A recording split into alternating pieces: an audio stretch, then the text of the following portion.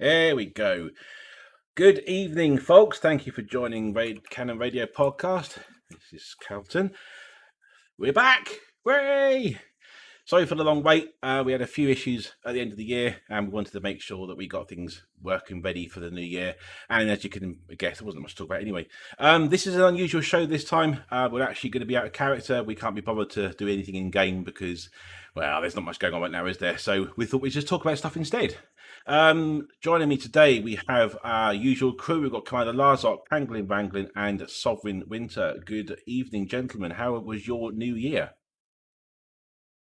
The calendar flipped. Yeah. I wasn't sure the Earth was going to make it this year, but I got it. Well, that's true. I wasn't sure myself. I take it everyone's nice and safe. There's been no dodgy things going on in your families now. Everything's okay? All good. No. Still kicking for now. Good stuff. We've got a fantastic show this evening. We're going to talk about the upcoming merger with two of the most well-known spaceship makers in Elite. We're also going to have a quick word about Drew's new Retribution in-game story that he's bringing out. And of course, we're going to talk about that expansion thing that's coming out at some point this year. What's it called again? Oh yeah, Odyssey. That thing, you know. So without further ado, let's crack on, shall we? So first of all, I wanted to just have a quick look at the Galnet news details we had over the holidays, and of course there was that rather interesting news about the merger between Core Dynamics and Laken Spaceways. I suppose it's not really it's more like an ownership, isn't it? It's not really a merger. Hostile takeover. Hostile takeover. That sounds about right. So, I mean, what do you think that means? Then, are we basically going to start seeing some new ships? Is that what's going to happen? I want a Type 10, but instead of engines, I want it to have two federal dropships where its engines are. Second spoiler. Second spoiler too. Yeah. I really hope for a military grade ASP. That'd be neat. That's what I've wanted for a long time because I really love that ship, but it needs some more teeth. And the ship that I like to fly that has a fighter would be a damn good switch. I mean, hopefully it's hinting at more ships, but Core Dynamics bought Vodal too, and we haven't seen a new SRV yet. Yeah. Who actually makes the SUVs? I forget now. It was Vodal, and Vodal it was out like a year and a half, 2 ago, maybe 3 at this point. Yeah. And we all had high hopes at that point we'd be getting a SRV that could carry more than 2 tons, but Well, I understand that there does appear to be something along those lines coming out. I haven't seen a great deal of information, but it's because in the hold on, let me find Elite. There it is. In the new banner? art and like the Steam library, the banner and stuff like that. There's an SRV that has, instead of like I guess where the cargo would be in the back, there's just a single large gun mounted back there. It's a big gun. It is a big gun. Big guns are good. We like big guns. So yeah, I personally just think it's like it's a rendition. Yeah, I don't think I'm it in the means concept anything. art camp on that one. Yeah, I don't until I think actually see an official FDEV model for a new version of that damn thing. Yeah. I know enough artists to know that they take liberties with what they're told to draw sometimes. Yeah. Did they hide the Mamba though in a screenshot before it came out? Yeah, but that was an Mamba? actual in-game screenshot. Yeah. It wasn't. Yeah, the okay. banner is like a digital painting or something. I see what you're getting at. Okay. Yeah. I feel like the perfect time to, sort of subtly drop a hint that we're getting a new SRV would be in like the background of the Odyssey gameplay trailers. I feel like that would be a perfect place to hide one. Yeah. Because it's, it's in game, but it's also a trailer and people are going to be paying close attention to it. I think that'd be a great place to say, like, wink, wink, you're getting something new. But even the SRV they had on full display, driving at like 5 miles an hour, was the old one. Well, because it didn't want to spin out of control. Exactly. You don't know what an atmosphere does to that suspension. It'll be even more bouncy. I think it could be with Vodal being bought in Lakon that, it could be a hint, but we'll see. We're gonna get an asp with wheels. An asp with wheels. Yeah, That'd be a hell of a tank, man. I could take it. Oh Jesus! A 6 hardpoint wheeled tank. Are you start, That's some blast slick across armor the on dirt. that thing. Is that what we're going to start seeing? We're going to start seeing all the ships being used as tanks. We're going to have ground combat. Oh, I wish sloped armor meant something in Elite. fully intend on surface bombarding the shit out of people with mines and plasma. Oh yeah, that'd be cool. I've seen people practicing already. It's going to be epic. Yeah. Some of the engineered mines I've seen people cooking up are nasty looking. You know what's gonna happen is it's gonna wind up like the skimmer mission stacking, where they'll make it so that mines and stuff can't damage stuff on the ground. I don't know. I'm sure hoping when they've cleared all that coding shit up with those. The skimmer is a ship nonsense that they neglected to think about. I'd imagine Odyssey I'll surface say it stuff is again, gonna be as I've different. been saying for years, they need more people who actually play the game, like, for fun, to sit down and go through all of the possible ways this can be used and abused and just turned upside down, because they don't think about these things very often at all until 3 months after it's released, and they go, oh shit, you can do that.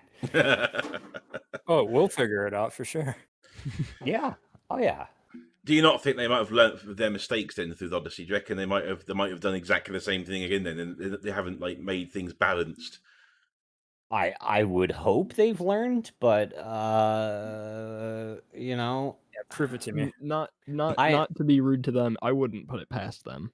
I'm pretty disappointed with the fact that they keep repeatedly saying everything happens for a reason, because it puts their foot in their mouth whenever a glaringly obvious bug pops up. That bug happened for a reason. Yeah. And maybe the reason is just gross incompetence. Well, they've got a million developers apparently. How many? There's 100. They reckon they've got working on it. Yeah, 1 million. It's a million. It's a million. I've got it wrong. Sorry. Yeah. I don't know. Obviously, looking at the trailers for Odyssey and all the stuff we've heard from so far, there's a big deal made about how the game does not require to actually have a ship. Now, I find that concept a little bit odd, especially considering that Elite has historically only ever been in ships. So, bearing in mind that obviously there is the option to go into ship as well. You can fly around and you can leave a ship. You can go into these hubs and go and pick up rocks apparently, and and you can shoot people, which is going to be wonderful. What do you guys think of the idea of never actually having to be in a ship? Where is that leading down a dangerous path, do you think, for the way the game is going to be designed? Is it going to be more about more heavily developed with Odyssey, and they're going to say, well, the flight part of the game's done now, that's it, we're finished there, we can move on to the shooty bits now, because that's what everyone wants?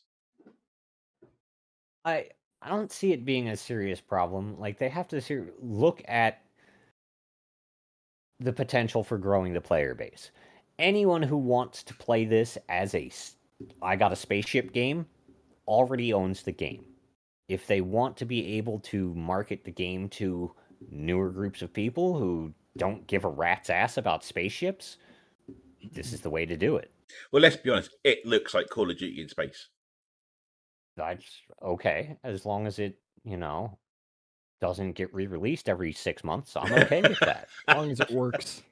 Yeah, I guess really my only concern would be if they focus so much on, you only have to be on feet or you only can be in your spaceship. Got to make sure they can play together still. Yeah. Well, what I noticed, I don't know if I'm right or not, so you're welcome to correct me, which I'm sure you will. But the clips that we saw on that trailer, I get the strong suspicion that a lot of this is in instances, as in like you got your game, like you got an instance in your ships. You fly around in Super Cruise. You jump out. I actually remember the name this time. That you jump out of Super Cruise, and then you're in an instance with whatever ships come and join at the same time. I get the distinct feeling that that's exactly what's going to happen with this game with Odyssey and foot combat. So like you go somewhere like I don't know, some part of the map somewhere on the planet, and then everyone goes into an instance and they disappear off the main game. I know I might be wrong about that, but I don't see how this can be done in any other way, because I can't imagine there being dynamic combat where you're just wandering around and you can just start shooting people wherever. I just don't see that being a thing. Why wouldn't that be a thing? I mean, Because of that's the way a thing now. It's not though, is it? You can't do It that, is. right? No. You can. Let's look at the way you do things, right? So you jump into a system, right? You've jumped into a system, and you are currently in Super Cruise. You're not in an instance. You're in a big instance. You're in the star system instance, yeah. And you've got all your other little dots around that show you where all the other players are, and you can't interact with them. You can talk to them and you can try and interdict them, but you can't interact with them in any other way. The only way you can interact with them is if you drop out the Super Cruise into your own personal instance, and then if anybody else jumps in where your your drop signature is, they can jump in as well, and they enter your instance as well. But you can't then. It's not as if you can just go and shoot people in Super Cruise. Now, the way I'm trying to figure it out in my head here. So when in Odyssey, let's just say that you got onto onto a planet's surface, for example, yeah, and you're on that planet. Do we know yet if you are free to wander the entirety of that planet, or are you only going to be able to do that to a certain point of the map? Is it going to be maps basically rather than an entire planet? As far as I've seen, it's going to be just the entire planet, like it is the SRVs now. You land at a barnacle, there happens to be somebody there. Okay, cool. Granted, it will suffer the same peer-to-peer nonsense that the game has suffered since it released. You may not be in the same instance as another person that you know is right there, who could even be in your wing. That's what I'm thinking of. Here's the fix to this. We have a special suit. Pangolin's going to fix it all. Dimensions. You slap the thing on your wrist. We'll call the suit cause and effect. You hit the thing on your wrist and you teleport into another dimension, and there may or may not be another player there. And you just keep switching dimensions until you land with another player. That's called relog to menu. Exactly. Integrate it into the game. That's what we've had to do to fight, actual groups of people for years. My biggest concern is that there will be the perennial problem of one person can see everybody, but only 3 people can see him, and the 4th person can't see any of them, but can be shot by all of them. That is something that happens a lot. Yeah. And I guess to your original point, you will be limited in range just because of the survival aspect. There is an oxygen encounter. My concern is, let's take for example, I don't know, your what are they called? SUVs. My God, SUV. What am I on about? I should apologise to anyone listening to this. I've been awake for about 400 hours, and I think it's starting to catch up with me. To apologise. Yes, SRVs. So that is the closest I can think of to what we're going to start seeing when you're on foot. And that has got so many inherent issues right now with, like you say, instancing and that sort of thing. And that's in an SRV. On foot, you've got to take into account exactly what position you're in. And I would imagine there'd be more than just rocks to hide behind. Are they going to have buildings? Are they going to be able to let you go into buildings and do stuff in these places? Or I haven't seen enough information to confirm exactly how that's all going to work out. And I just have this funny feeling that it's going to be all like, you go up to this settlement, and then please wait, loading, and then you all load into this settlement, and then you all in that one instance, and then you all go shoot people inside the instance, and then when you're finished, you leave it, and then you go back on the outside world again. Now, while I can understand that being, that's the way it's going to be, I would just find that a bit unfortunate. But then I guess, are they going to have SRVs and people at the same time? Is that going to be a thing? So yeah, that was in one of the trailers. Yeah. So 3 levels they're going to have, and ships too. Yeah. So this is the bit I call bullshit, I'm afraid, until they prove me otherwise. because I can't see it. It's like if I fly in my cutter, for example, because why not? And you fly onto a nice barnacle site just for the sake of argument, all right? You land at that barnacle site, you get out of your ship, and you think, I'm gonna go for a walk. So you get out your ship and you wander around, and there's your barnacles. Cool. Well, I don't know what you can do with them, but whatever. And then 20 other people decide to come and kick your ass with their ships and their SRVs, and they start shooting you on foot. Is that really going to happen? How is that going to happen when they can't even do instances now? It better happen. That's all I can say. I mean, right now we have a limited version of that right now. Like, you can land, get out of your SRV, tell your ship to screw, and people can fly by and blast the hell out of you. Like, it works to an extent right now, given the nature of peer-to-peer. Like, it's all dependent on that magical floating, this is the best option we have, peer-to-peer nonsense. It's going to be finicky for sure, but I mean, I did see a video where Stoy Goomba stomped an SRV with it. What was that, T9? So I mean, it's possible. Yep. Training SRVs pop really nicely under plasma fire. And I know a lot of people just want to glass worlds with those plasma cannons. So I mean, that's going to be crazy to see. I'm sure it will happen as long as, like you said, instancing allows it.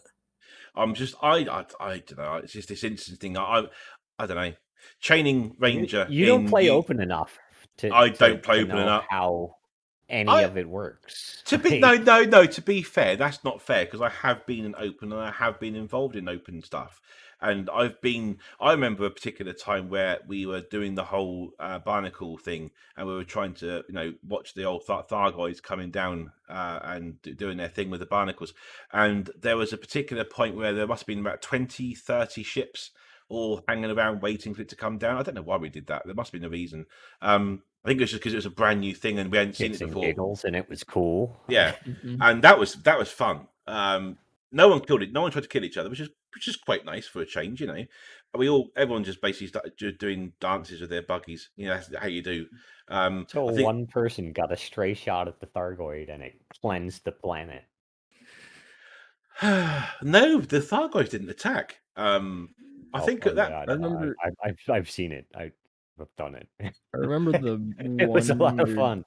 The one or two time, well, I think the first time I went out to get a video of the Thargoid harvesting a barnacle or whatever it does to it. I think I was in the Canonn private group. I managed to instance with, I don't remember who, but I think it was Jimbot was there, and I was sitting on the ground in my SRV, and it sends off the EMP or whatever happens, and it powers you down when it comes down to take the stuff from the barnacle. Jimbot had managed to stay far enough away where he didn't get EMP'd, so I'm literally sitting there recording it come down, and straight, like perfectly through the beam that the Thargoid is shooting down, he flew his Diamondback Explorer right through it.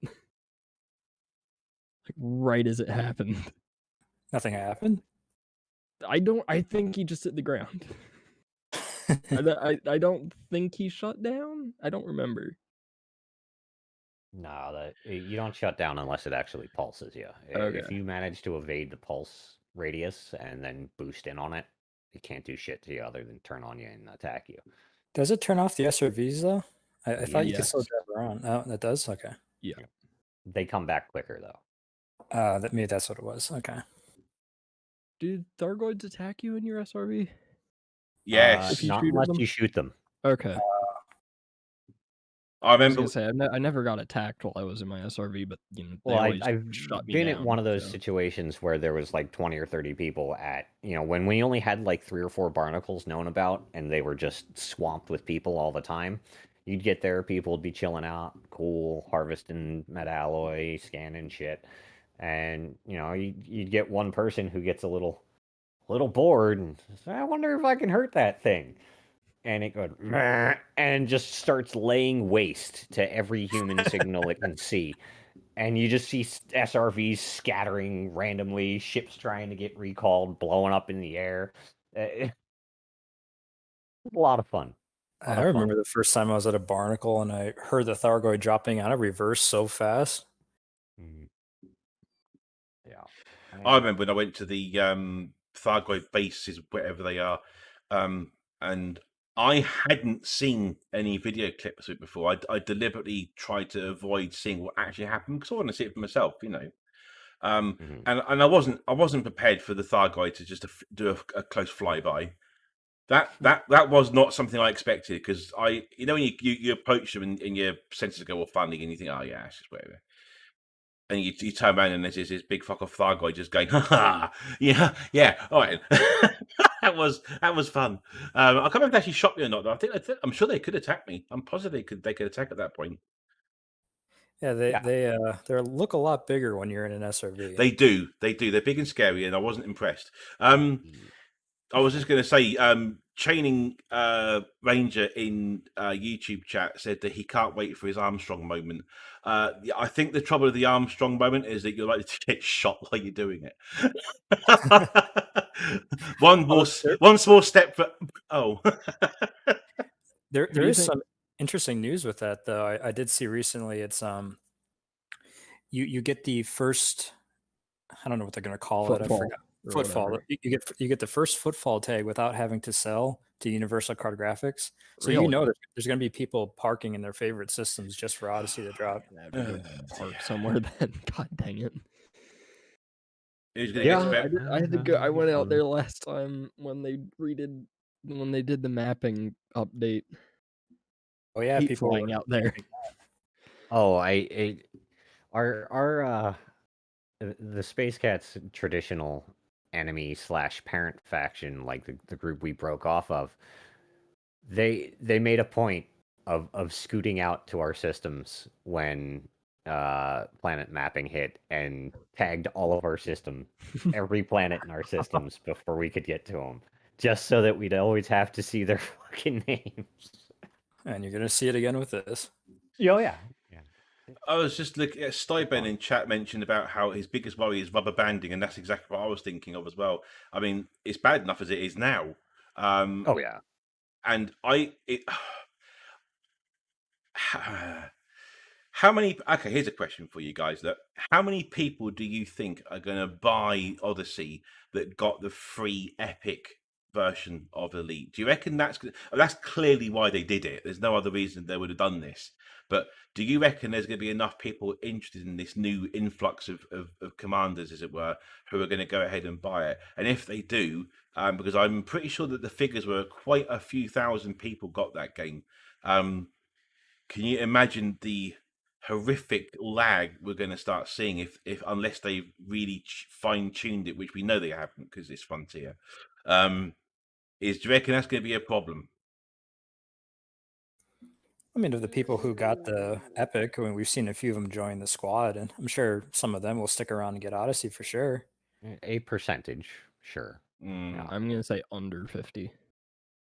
So do we think that Frontier are up to the task? They've conquered their networking code issues, and we're just going to see.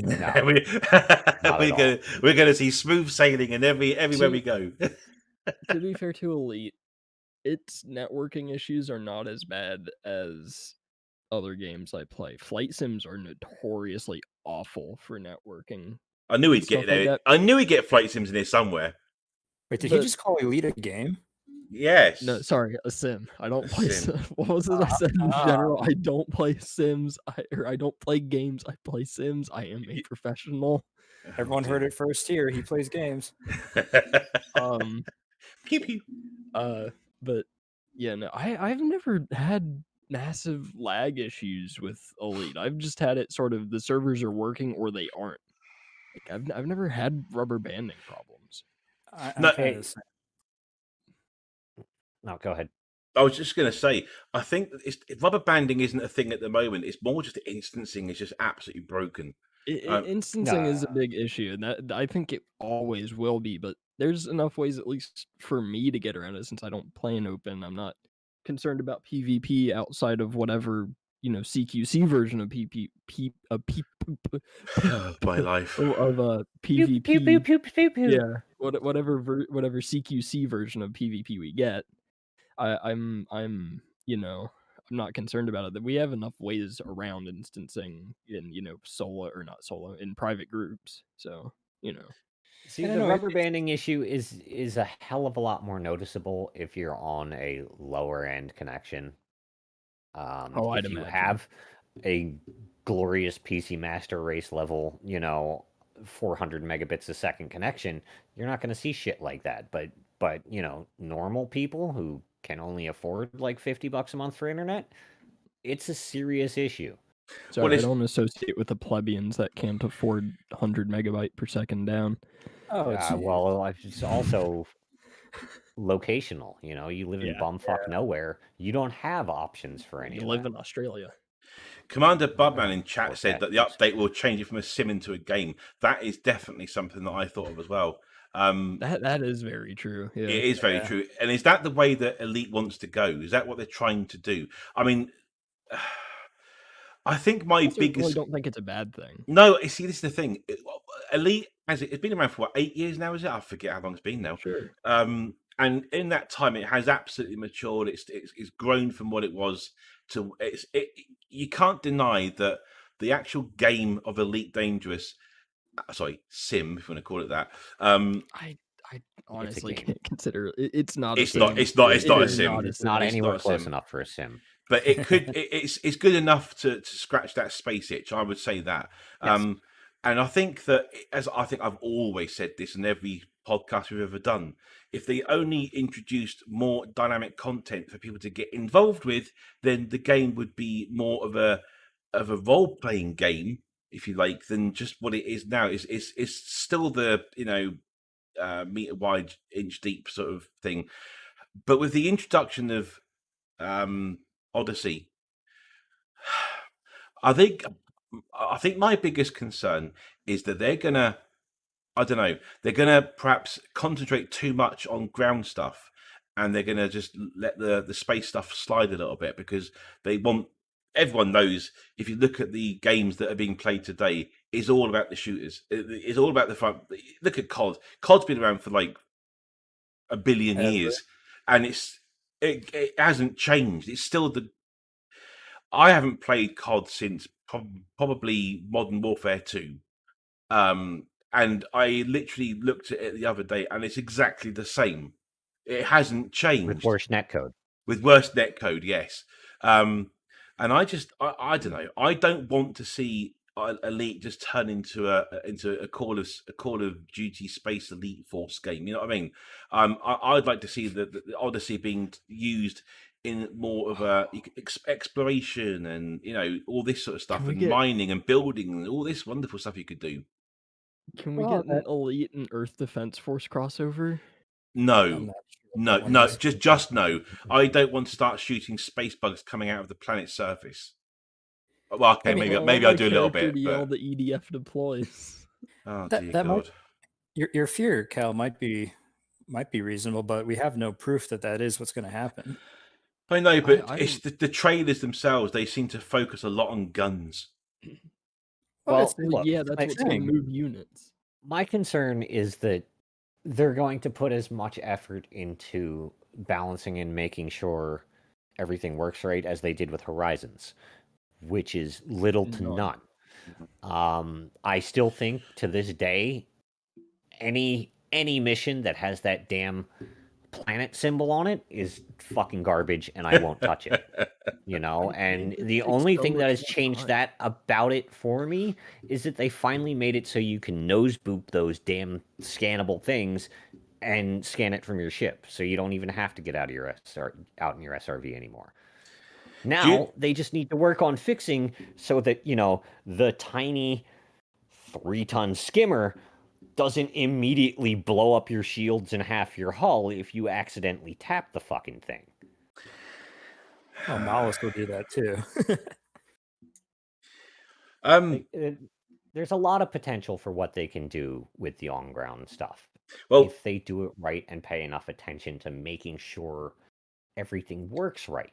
If they just throw it out there half-assed and then go on to their next 6-month in the dark back of the room project that they don't talk about, it's gonna fall apart and be just as aggravating as Horizons was. Well, Julius Chai in Twitch chat, he says that Elite is a credits grind, Horizon is a materials grind. So what's Odyssey going to be? And that is a definite thing to be considered. I mean, what is it going to be? Is it going to be more grinding about something on corpse grind? A corpse grind. Corpse grind. Well, it might be. I think it'll be both, because they're introducing a new currency for Odyssey. So it will be both. And they already said you can engineer your suit and your guns. So there's your materials. Do you know, what I was going to do in about 5 minutes now is say, well, what about the good things about Odyssey? What about? I'm trying to struggle what they're going to be, because it's true with this idea of a new currency. I mean, it's bad enough as it is now. That conversation about, like, Call of Duty and stuff, I'm a bad, I guess, barometer for FPSs.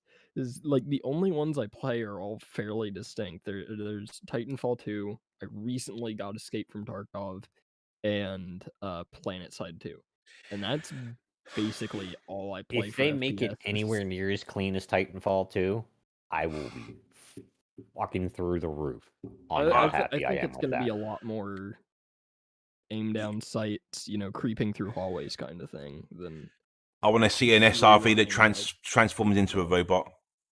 That'd be cool. I don't think it's going to happen. I think Elite's. What I'm hoping for, at least, is that if they do a more slower gunplay, I'm really hoping they play up like the almost survival horror aspect of it. I would love that if they send us into an abandoned station in some places. But for the most part, it's gonna be what it is now. It's gonna be barely controlled factions generating random ass missions that half the time make no sense, and you're just gonna run through, rinse, repeat. And I really wish that wasn't the case. It brings it back to what I was discussing earlier about that other game, Star. What's it called? Star something. Star People. Star versus the Forces of Evil. Yeah, that's it. No. Thank you, Soft. No, it was that mission I told you about before, about how you get out your ship, you go into the space station, you wander around, you try and find out what's going on, you hear creaky things, and you think, "Oh, what's going to happen in that?" That would be epic in Odyssey if they did some stuff like that you had to properly explore and figure out stuff rather than just shoot everything. I mean, is Frontier developers? Do you reckon they're capable of bringing that sort of not saying they have done it, but do you reckon that if they they could do it? Do you reckon it's something they might consider? Making science that doesn't involve guns? Basically, yeah. What's that? I still think they need to do something seriously with the factions and the squadrons. The fact that the owner, controller, whatever the hell you want to call the person whose name is on the paperwork for these things, can't issue missions in-game, put things on an in-game bounty board, say, hey, we need 20,000 tons of this by next month. We're going to pay this much for it. It would be great if that was there and it didn't require you to, set up a mission on EDDB or EDSM or NAR or whatever the hell. Like, if they'd put all that stuff in the game, give the person in charge of shit control over what they want their people to do, they wouldn't have to do another bit of fiddly story work ever again, because we deal with it ourselves. And I have more faith in the community to write good narratives and engaging shit that people want to do than they do, just because of the manpower issues. Unless they have 6,000 or 7,000 people dedicated to being community support managers who are constantly crafting missions, it's going to be the same RNG random bullshit forever and ever. I'm pretty sure I've mentioned this before, because it's me. I can't shut up. But there was a game way back, still on now, EverQuest 2. I'm sure you've probably heard of it. And in a nutshell, I used to be what's called a guide, which was literally what you just said. And that I just think that Elite is desperate for that. Look, we're going to discuss Drew Wagner's Wagner though. He's a mass murderer. Sorry, Drew Wagar, not Wagner. Check it on Google. I got it wrong earlier. It wasn't good. It wasn't pretty. We're going to discuss his Retribution thing in a bit. Now, I just find it ludicrous that he is doing this off his own back, which is great. He's a very good storyteller. His books are pretty good, and it's what Elite needs. But why the hell is it not sanctioned by Frontier? Why are they not getting involved in this? Why are they so against doing stuff like this properly? I mean, I know we did it before, and it didn't really work out so well because, well, certain people destroyed the main character. However, going back shit to happens in space, man. Yeah, I know, but I mean, they rapid unplanned disassembly. I still think that there's no reason why Frontier couldn't have just made that particular ship invulnerable at times when it needed to be, so the story could continue. But that's a side thing. The point I'm making, because the story did continue. It was dynamic. The idea behind it was dynamic, and it was supposed to follow the narrative and follow what happened but we all know why it happened, and it wasn't for the right reasons. It was attention seeking. It was a perfectly valid and reasonable and honestly expected ending to how that went. If you're not going to vet and seriously take into consideration what people in the community tell you about other certain members of the community, you get what you fucking get. I mean, I think it ended how they wanted it to end, to be honest. Do you think so? Because I wasn't sure. I mean, if that was what was probably going to happen, then fair enough. I'm not going to complain about that. There's so many conspiracy theories about that. I don't really care, to be honest. But the point I was making though is that okay. So when I did EverQuest 2, what we did, it still wasn't quite as good as I would liked it to have been. But they did run the events that I wanted to run, but I wasn't allowed to because Minion. I wasn't paid or anything. But proper QMs, they can GM, so they can actually do this sort of stuff. I wanted to have things like an impromptu invasion, for example, and you had to fight them off. But something happened, and there was a GM controlled, say, it's a Thargoid, for example, and this Thargoid is a little bit, for some reason, she's a bit more intelligent than the rest, and she actually tries to communicate with it. That sort of stuff. I'm making this up my arse here, but that's the sort of thing you want to see in this game, and you want to see a lot of it.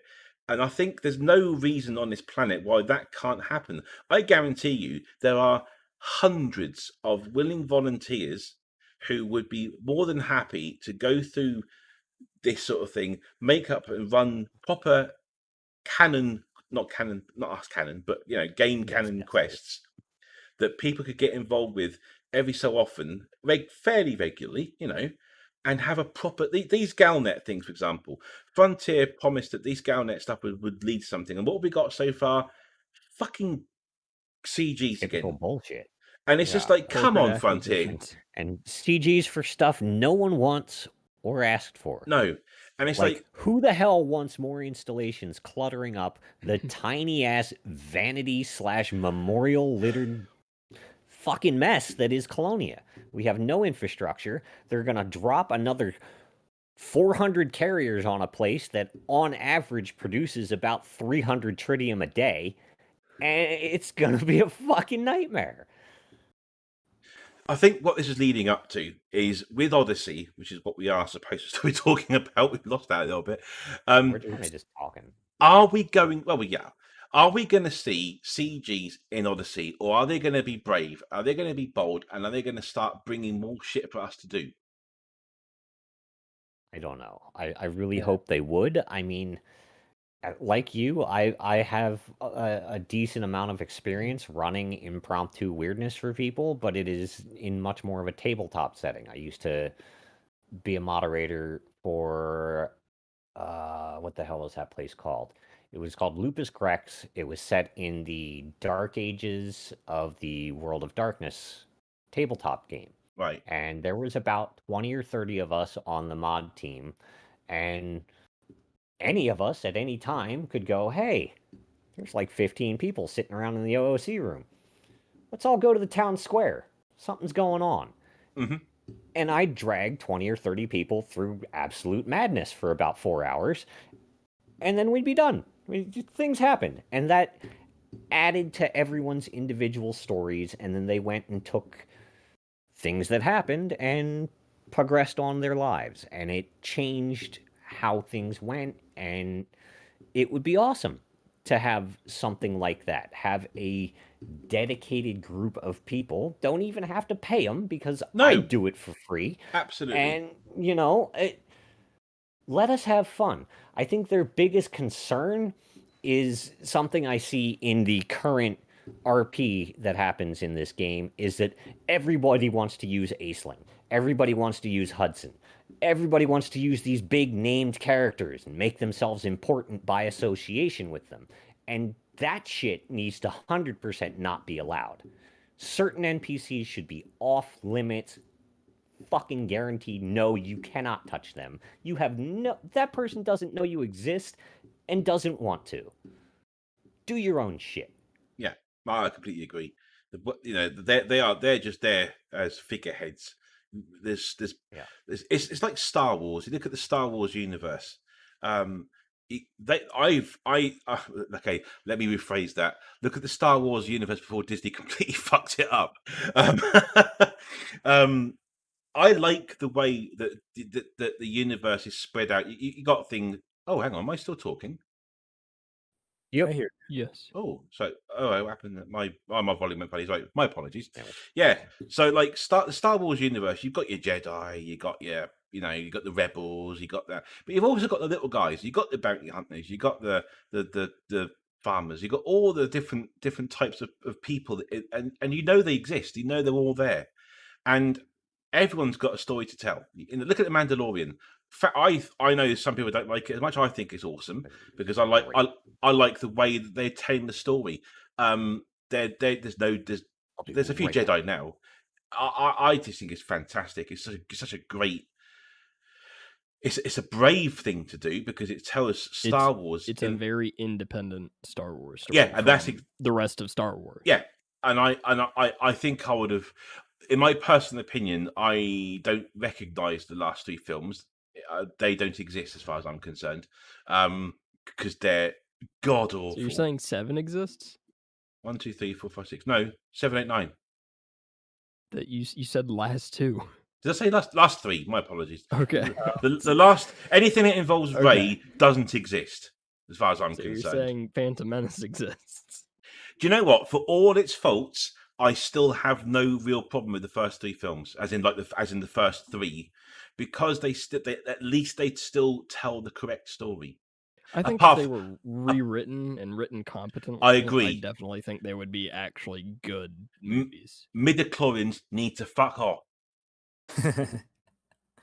I don't know what prick thought that was a great idea, but my God, that was like out of ruin. I like how they also basically got rid of that entire plot point after episode 1, because even in like the Clone Wars animated series, there's an entire arc about like babies being stolen to be converted into Siths, which means their, I guess, Force ability is you're either born with it or it can be trained into something. Yeah, but it makes it much more like freeform than they still brought it back though, didn't they? Makes it out to be.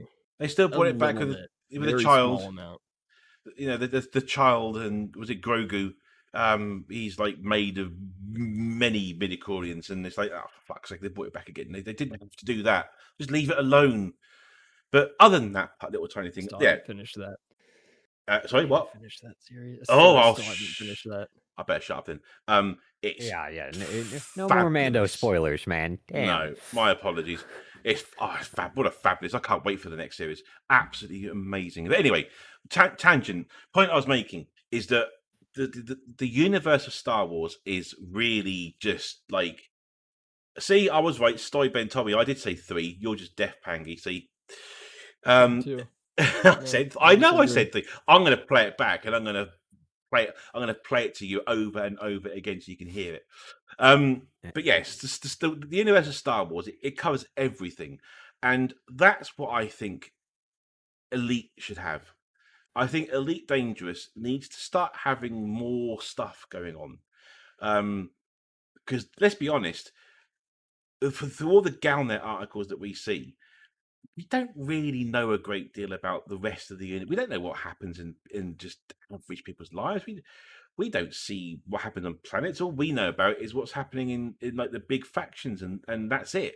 And I think I'd love to see a bit more. I mean, we're in ships, so I guess that would explain why we don't really see a great deal of what's going on, because we don't see it. But we're going to be on foot soon, and I don't know. I think I'd like to start seeing the other side of the Elite universe, the little people, what the other things other than just power play. Things that happen behind the scenes that we like, shifty traders and dodgy people like that. I'd love to see things like that. Speaking of power play, Oh God, I am very, very interested in what's going to happen with this summit. Because yes, the Could be a shakeup. Antal deciding to gather everybody into one place, and Aegis gone, yeah, that's a good idea. You should do that. While our funding's being cut, how do we go about getting more of that? Oh, right. We turn the Eagle Eye guidance system back on and have this hive we have in our pocket blast the shit out of all of them. Because I personally love that theory, is that the Eagle Eye network is not a detection system. It's a hijacked guidance network. Oh, and they are playing as, like, Aegis essentially has a queen in a box. And they are using that queen to issue orders. And that's why none of those things have changed in the last 2 years, is because they don't need them to. pray tell where the Queen came from. Interesting.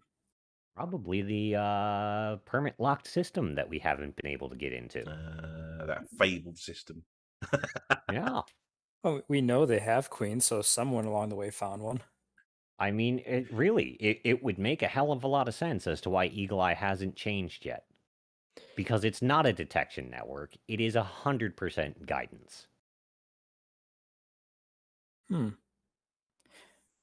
And all of the early incursions were them tweaking the system to make sure they knew how it worked. Hang on. Tinfoil alert. It's a little off of where you were going, but kind of going back to where Cal was getting at with the individual story. I mean, we are going to be able to walk around in stations and on bases and stuff, and it sounds like NPCs are going to talk, which is going to be interesting because we haven't seen a lot of voice acting so far. Oh God, yeah. Has If there they been? can hire the guy that voiced the Elder Scrolls games and run up to you and go, "Stop! You violated the law," I will be perfectly fine with whatever happens in He Odyssey. can just do all of the voices. I used to be a commander like you until I took a plasma bolt in the knee. I mean, we all laugh, and but that could seriously happen. How many NPCs are going to have the same voice? Oh God, 95% Skyrim in of them. space. We're going to hear, like, as we break into these buildings and we go in these gun battles, we're going to hear the same combat lines and everything like that. It's going to be very similar. It was the wind. You there? Are we going to start seeing NPCs? That's not yours. I want someone in a spacesuit to go, "That must have been the wind." I mean, I certainly hope that's not the case, but they've just done so little voice acting, and what they have done has been fantastic. I'm going to say that, but yeah, it's, you can't tell me that if I'm going to go into 200 different stations that I'm going to hear 1,000 different voices.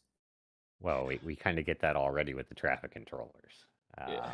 I mean, well, I know I've heard that Scottish chick in at least 300 places. I need to meet her. She sounds hot.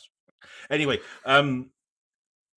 yeah, we haven't heard anything about voice acting. Nothing at all. In fact, I don't even think we've heard anything about any NPC interaction whatsoever, have we? Yes, we have. There's been a couple of PC Gamer articles and bits and pieces here and there. They are going to do the traditional mission board stuff, and you're going to be able to walk up to this dude and he'll go out here, go get this thing. But the the intensity of the voice lines, it's probably just going to be "Hi, Commander," and then followed just by text. Oh Probably. God, how to completely ruin immersion. Mind you, they really do that. what it's gonna be. Yeah, well, immersion has broken this fucking game enough as it is. I can do without a little bit of immersion if it actually lets me do some shit. Hey, you never know. They might use the same tech they use in Watchdog Legion. And what did they do in that? yeah. I haven't played that. So Heard much about Watchdog Legion, they have a technology that uses about 6 or 7 different actors and actresses, and it uses their voice, and then it uses that wonderful AI to modify the voices, so each person speaking is supposed to sound like an individual with a slightly modified version of that original actor's voice. The trouble is half of them, it makes them sound like Zippy, or it makes them sound like Metal Mickey, if you remember who that was. So the idea behind the technology is great. I think it Cool, would they be just good, need but yeah, some better threshold management is Yeah. what they need there in tempo See, and speed changes and stuff like that. The thing with Elite having that already good voice acting, I'm sure I know what you're referring to, and that's the megaship logs and stuff like that. Yeah. The thing with that is that is a very specific script. It's Mhm. very specific events, and it's like entirely text based. There's no animation happening with it. There's nothing has to sync with. I Yeah, don't think that's gonna carry over well. Like I don't think that's Oh gonna be a no! good indicator of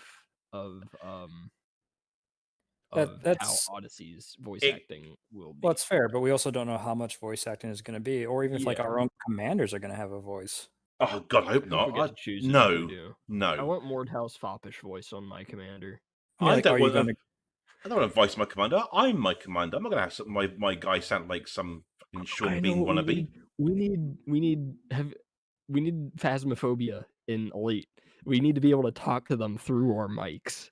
I mean, are you going to grunt if you get hit with Yes. a bolt? Oh, I'd I imagine that'll be a thing, but not. How do you think I play Flight Sims? Oh, Well, no, but Jesus. I mean, with the actual voice in game, not talking over a microphone. Like, is your commander going to make any noise?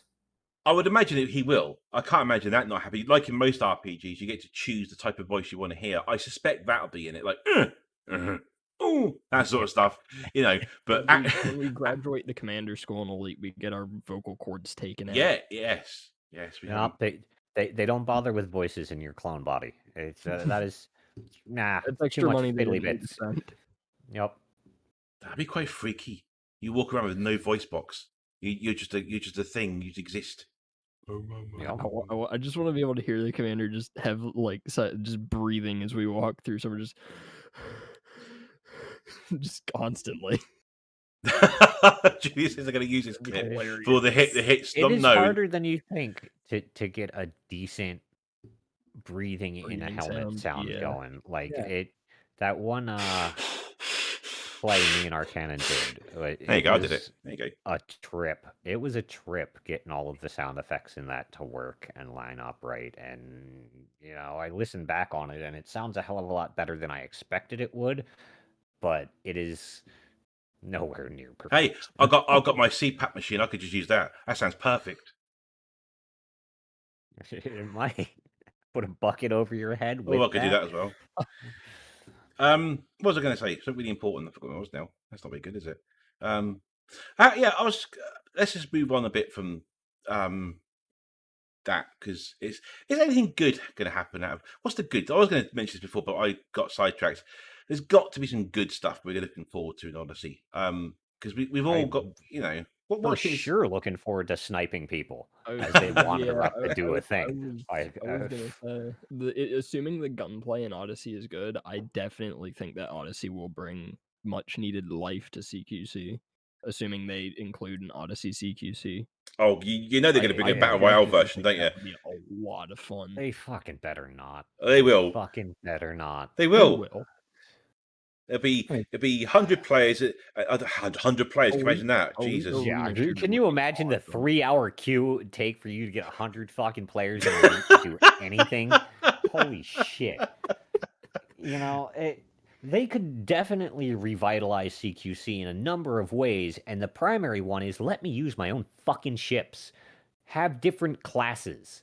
You know, like I want to be in the small ships class. I want to use my Viper. I want to use my Courier. I want to use my fucking Eagle.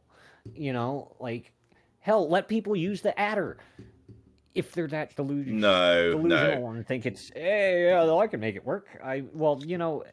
I have a lot more respect for the smaller ships after seeing the absolute batshit insanity Maligno pulled off with the fucking Thargoids. So, like, they are functional combat vehicles. I don't want to fly them. But I love my Courier. I would love to see a CQC with medium ships. With maybe not engineered ships. That could be a little bit too far. But like the current way CQC works with its half fucking Call of Duty prestiging bullshit, no, get rid of all of that. Unlock the full parts list, let people build what they want to build and fly what they want to fly, and have them compete that way. It railroads you into way too many shitty ships and flight patterns, and it's just What I don't like Elite's flight for combat, so that's why I'm hoping we get Odyssey CQC, because just flying in Elite, it's fine for PvE, but I don't like the flight enough to bother PvPing in it. It's a bit of a... Go on. I just personally, I could give a fuel rat's ass if we have guns and everything. I'm just looking forward to the surface exploration aspects, seeing all the flora and whatnot. As long as it's better than beige patrol on foot, like. There's a Vox. I definitely think landing in. I definitely think the way I think it's gonna work. I definitely think, but the way I have a feeling it'll work is that they'll add to the planets we already have. We have like those, geological, biological, and whatever else points of interest that you can find when you throw probes at the planet. I have a feeling we're gonna see those added to in some way that you can research, quote unquote, with Odyssey on foot. And then in the new planets, we're gonna see like all similar sort of, geological, biological, whatever. But there's gonna be either more of it or maybe bigger ones. Maybe we'll be able to find like Braintree forests where they're more densely packed, or whatever. But I think it'll be similar, but there will be more to do with like the POIs that we can find. Do you think I wouldn't be surprised if we don't see those? Like they might spawn like the chondrites stuff that already spawn, just kind of procedurally on the surface, not being able to see them in orbit. I'm hoping that they're going to be a bit more interactive. I mean, it's all very well good going to see these things, but I mean, it's that's what I mean. Like, add some way you can interact with them on foot. It's like those the Thargoid bases. I mean, being able to actually walk into one of those rather than to trundle in with your bloody SRV. Those doors must be massive. I can't wait to walk in front of one of those. I hope they actually. Here's a question for you: who's going to be the first person to jump onto a Thargoid? Oh God, how would that even happen? Oh, scavenger surfing? Yeah. Not just scavengers though. That's definitely an idea. Like, do you think someone is going to manage to get a player onto a Thargoid? Honestly, like set foot onto a Thargoid.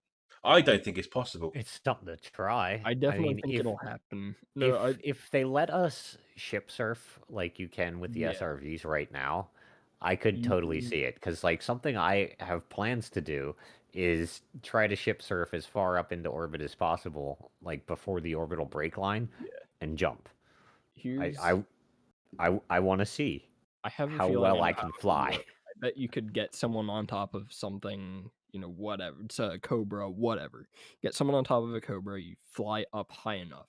You get someone to trigger the Thargoid dropping down into the barnacle or the site or wherever you are. You get that to be triggered. Then you get the person far enough out so they don't get EMP'd, which that's even another thing. What's going to happen if we get EMP'd on foot? Are we just going to suffocate where we stand? But you get them to jump off of the ship, or you have the ship drop fast enough, assuming they can, hold on to it in some way or like stick to it, and then you jump off of the ship onto the Thargoid.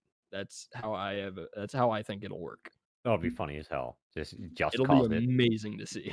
Just Dude, if you can grapple onto ships, if there's a grappling hook, that would be beautiful.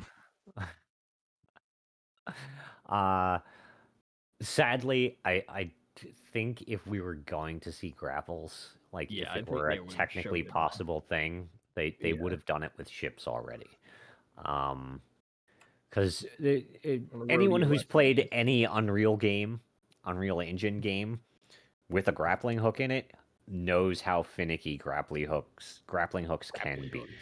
Yes, like they either work great or oh no, it tweaked my acceleration 3 times too fast, and I'm going to be a smear on that wall in about half a second. Yeah, that's the thing with Just Cause and Titanfall's grappling hooks, is that Titanfall's is very slow. It's meant to sling yourself around and like gain momentum with. Just Cause is literally you point it at whatever you want to be on, and you're on that surface if your grappling hook hits it. Yeah. I think we would have saw in the trailers if they're going to do. I think they also would have showed it off if they were intending to put grappling hooks. Considering the technical limitations of the game that already exist, a grappling hook would be too much. I want to grapple Thargoids. Shit, dude, I want to grapple cargo ships so that we don't have to dick around with these stupid fucking hatchbreaker limpets anymore. So you know how endlessly drifting ships. You know how the Thargoids have the spinning part. Mm-hmm. Can we pull an Empire Strikes Back and throw a grappling hook through that and just jam it and like kill a Thargoid that way? Is it like a shark? If it stops spinning, do they die? Chuck a wrench in there and watch the gears explode. Exactly. It would be fun. Hey, just hire me. Let's not. Dear God. You would figure out how to turn the spinning bits into a propeller in like 2 days tops. Oh, don't give him ideas. I think the Thargoid would already work as a propeller. You know, like the hand spun ones that you get as a kid? I think you just put it in the atmosphere and you get it spinning fast enough, the thing will fly back out. It will be interesting to see if they take those ships into atmosphere. Yeah, that ain't gonna happen for a while. The highest I don't know, man. Aircraft ever they're built. setting it up pretty well with these oh shit. We quite can't terraform as well as we thought we could. So you can kind of live here now, but it smells like cat piss. And we're going to run into I feel like they're setting that up for first encounter with living ground-based Thargoids. There's going to be some colonist massacre, and we're going to roll up, find out what happened, and the place is going to be overrun with 9-foot-tall bugs with biological weapons. So it basically is the EDF after all. Yes. Oh, God. It's the best way to introduce that, to be completely honest. I mean, it's like EDF, the bubble defense. You know, it's like it'll be like Alien. Starship Troopers. Oh. Yeah, I was thinking more like Starship Aliens, Troopers, actually. Where like this colony was set up, aliens, and this colony went dark. What the hell happened? Oops, we built a mining rig on top of an active hive. Oh, God. Us. You know? Like, I totally see that happening. I guess we have to have some... If they don't, they're missing an opportunity. Well, we need something to shoot at, I suppose, don't we? I feel like the last trailer before it comes out is going to be introducing a Thargoid on the ground. It'll be like it'll be like a pan up, and there'll be a dead person. They'll get dragged away by like an insect leg, and then it'll something like that. You see, I would like to have seen that as part of the game narrative rather than it being part of a trailer, but yeah, it's going to happen, isn't it? It's going to build up to that. You're going to get all this stuff, all the Galnet stuff's going to build up to them going on the surface, and then you see the trailer, you'll see that thing, and you'll just see this leg being dragged away or something, and the last thing you see is a hand going, ah! I think it's going to be like a busted out outpost, and like all the lights are going to be off, and then a door is going to open, and you're just going to hear like a clicking sound. And then all you hear is a voice going, "We are hungry." that sort of thing. Oh, that'd be lame. Oh, Well. okay. Like Fine. they already teased that kind of with the Halloween event, with the clicking weirdness and whatnot, That's and just true. and we may very well find a far god God. colony. Well, yeah, whatever. But like I can see that being like, we find a human occupied system and all the humans are wrong. Like, what the fuck happened to you people? And it's like, submit to the will of the queen or be eaten. Like, it's like the Church of the Hive and Barotrauma, if you've ever played that. I have not never even heard of it. It's a really good game I picked up. It's a 2D side-scrolling like submarine game. It takes place on Europa, and there's a parasite that's going around called the Husk, and it converts you into like almost a zombie. But there's a church. There's two churches in that game. One of them is based around clowns. One of them is based around husk parasites. Wasn't Husk It's a good game. Mass Effect? I don't know. Yeah, I've never played it. There was they had husks and spikes and Mass Effects and turned them into zombies. Just I can just see that happening in I don't know. I think Odyssey is going to be an interesting game, whatever happens. Is there anything else that you guys wanted to bring up about Odyssey? Is there anything something that we've missed out? Nah. I think I've beaten to death everything I have to talk about it. Well, I think I do have one important question. It's a very important question. Do Thargoids have snoots? And if so, will we be able to boop them? If they're insect-like, then they'll have some form of probably a point on their head. So, like, sure, it will be booped. I can't help but think. I just hope the gunplay is good. That's my biggest concern with it. Is like, I get the distinct. Really nice. Yeah, it does look very nice. I'm just worried it's gonna. We're gonna start seeing the whole shield tank thing happen again, and I don't want that. I want these to be fast, short time to kill firefights. I don't want to. You don't want a 5,000 shield walking slab of meat that you have to spend 45 minutes emptying all of your weapons on, reloading your weapons and emptying them again, and then the guy just walks the fuck away. Exactly. That's why I'm a sniper in Division 2. As tanky as every enemy is in that game, I can just pick them off with a 50 cal from 70 feet away. Actually, as long as it's not CQC based on a death means you have to respawn, it's going to be tanky. Well, I was going to mention that. I mostly mean PvE. Whatever happens in PvP is whatever happens in PvP to me. I don't partake in it enough for it to matter. Death is a very serious consideration, though. Like, they either canonize my theory that we're all fucking clones, or they have to really, really stretch hard to figure out how to make it not gamey that we're respawning. Like, do we have an emergency teleporter? No. Oh, your vitals are flatlining. Boop! You're back in a med bay. Like, we're either clones or the whole fucking thing falls apart. Exactly. No, there is canon. What was it in? It might not be canon anymore. God knows what's canon anymore. In the beginning of Reclamation, when Salami gets stabbed, doesn't she have something like put on her that keeps her from dying? I thought it was cloning with memory imprint. Is that what it was? Yeah, Salami was a clone. Okay, that's what it was. I couldn't remember if she was like revived or if she just she's a clone of the chick that murdered the Zerara. Oh, okay. Yeah. Was that in the second book? I didn't read the second book. That was in. It was pieced together through the whole Salami event, like all of those logs and all of that shit. It was any of that. Okay, yeah, so we do have cloning though, so that is and canon. shit like that is why I think Palin isn't Palin. He's not the Palin we knew.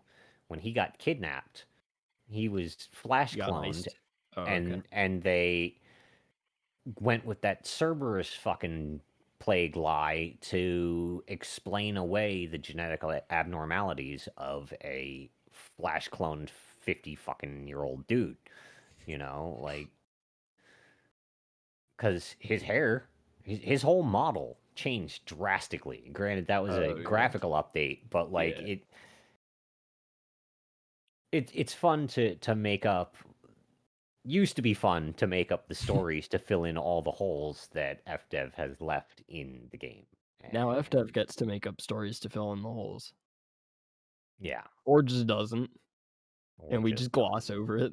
Yeah. Well, SRVs still make no sense. And you know, nothing in this game makes sense. If any of you guys, Bruce, Arthur, are actually listening to this, don't think I hate you or hate your game or any of that. I love this fucking game. I would not give any kinds of shits about this game 5-6 years on if I didn't. You know, I wouldn't still be logging in and playing. I wouldn't still be attempting to manage my factions. You know, I love it. It just needs to be allowed to have more life that isn't injected by you guys. You know, let us do shit to tell stories to ourselves. Because there just isn't enough. And there will never be enough. Because it's a physical impossibility for you guys to write and program and do all of this shit by yourselves. Give us a little of the control. You know, let us build and craft things that are engaging to our groups. Absolutely. We wouldn't be doing this show if we didn't have a proper passion for the game and its potential. Yeah, sure, for sure. Now, and gone. I was just going to say, Lars brought it up, and just from hanging around the relatively short time, I guess I've been even on the Canonn side of things, there's a lot of like game master, lore masters type people that play Elite. Like, there's so many stories that could be told, and like Drew is obviously one of the most famous, if not the most famous, and it'd be interesting to see where he's going with this in-game one. But seeing stuff that could be ran by so many different people, so much potential. It always has had potential.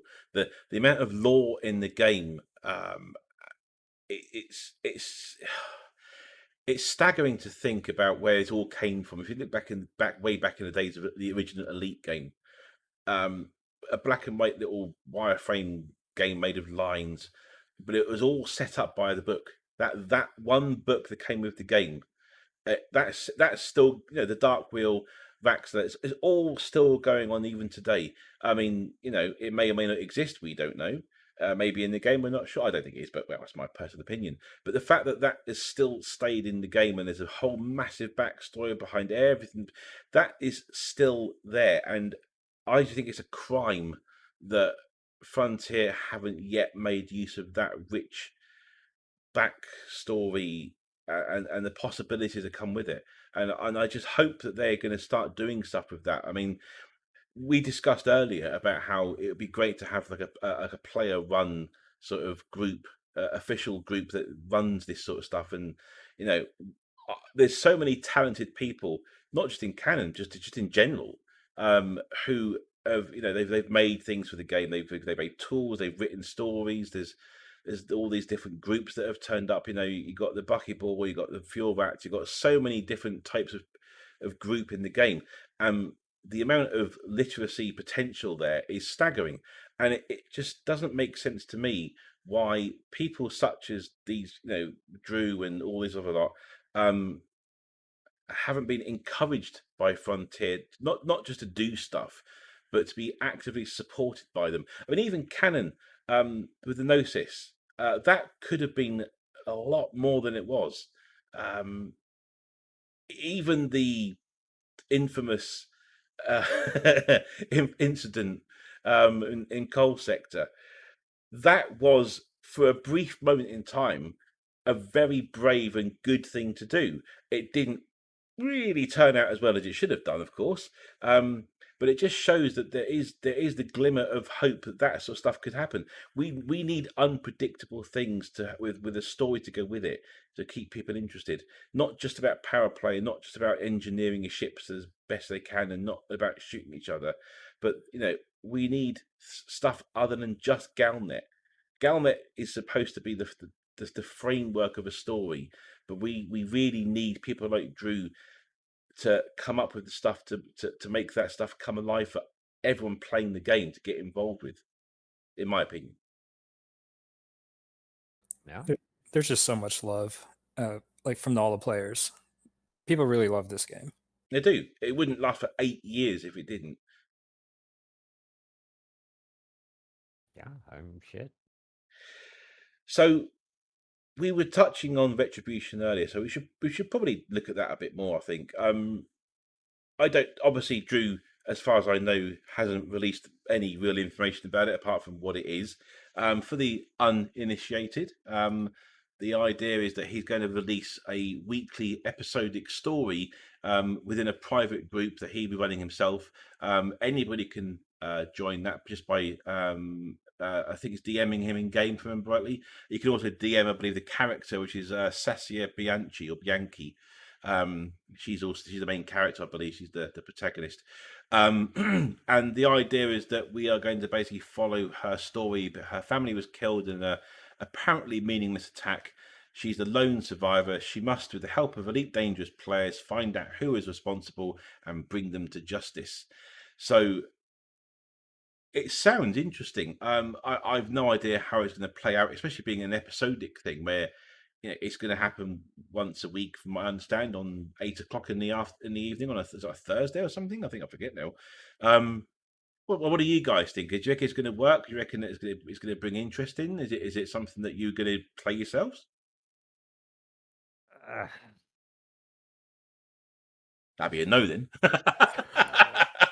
Sorry, Drew. Well, it's the time zone thing mostly.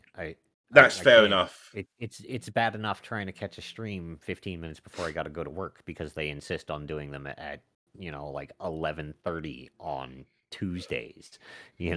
As I'm walking out the door. I haven't caught a live stream live in years.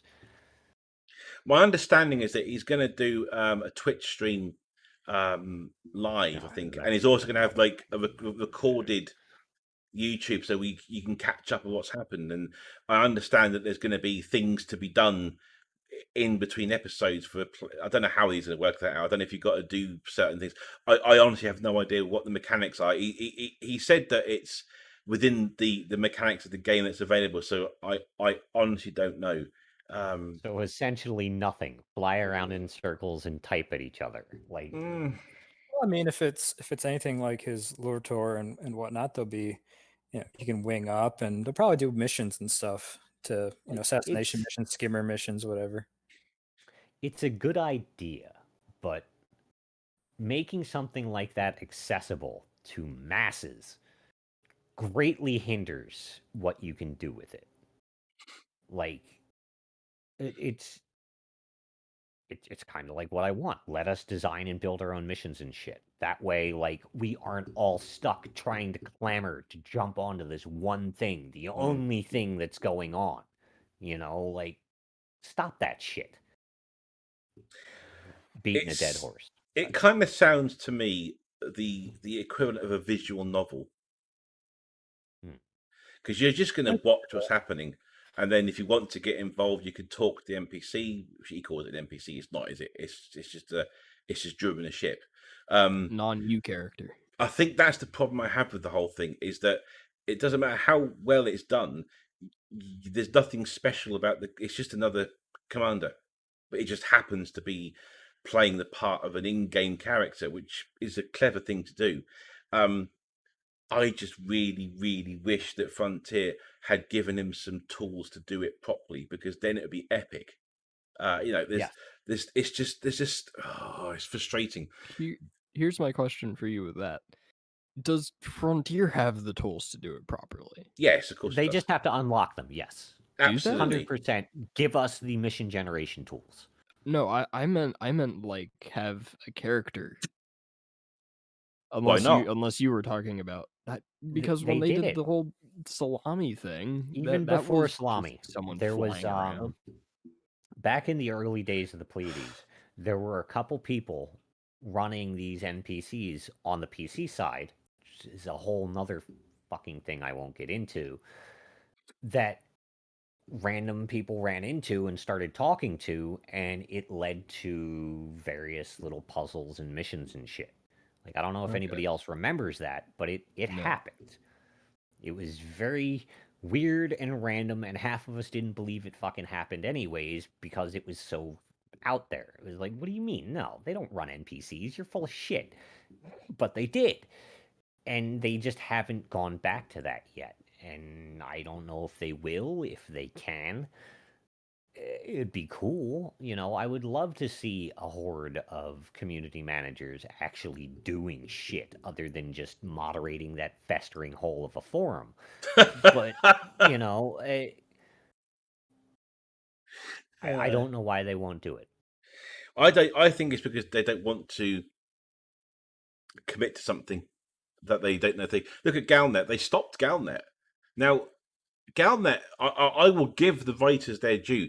It takes effort to write a long-winded storyline, which they clearly have done. They've clearly got a storyline from start to finish, and they're telling it through Galnet. And I've always believed that Galnet is a very important tool, but only if it's used to supplement in-game play. And it's not doing it. It's exactly what happened before. Galnet is great, but it's supposed to point towards stuff happening in game that players can at least get involved with it in some way. You don't need to be the hero of the universe. It doesn't have to revolve around you. But I mean, look at CGs, right? CGs. What a cop out.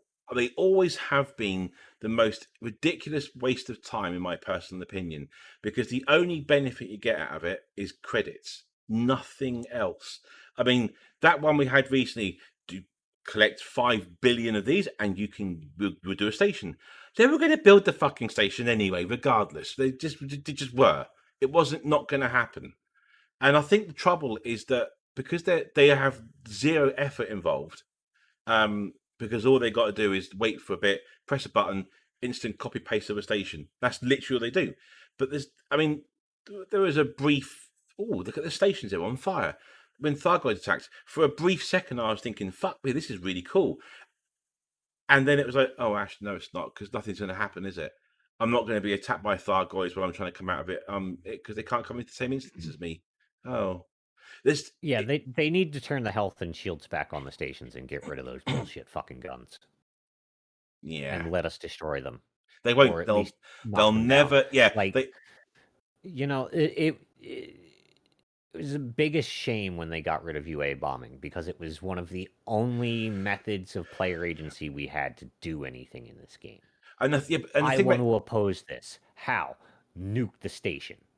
Just boom. The trouble with CG's done.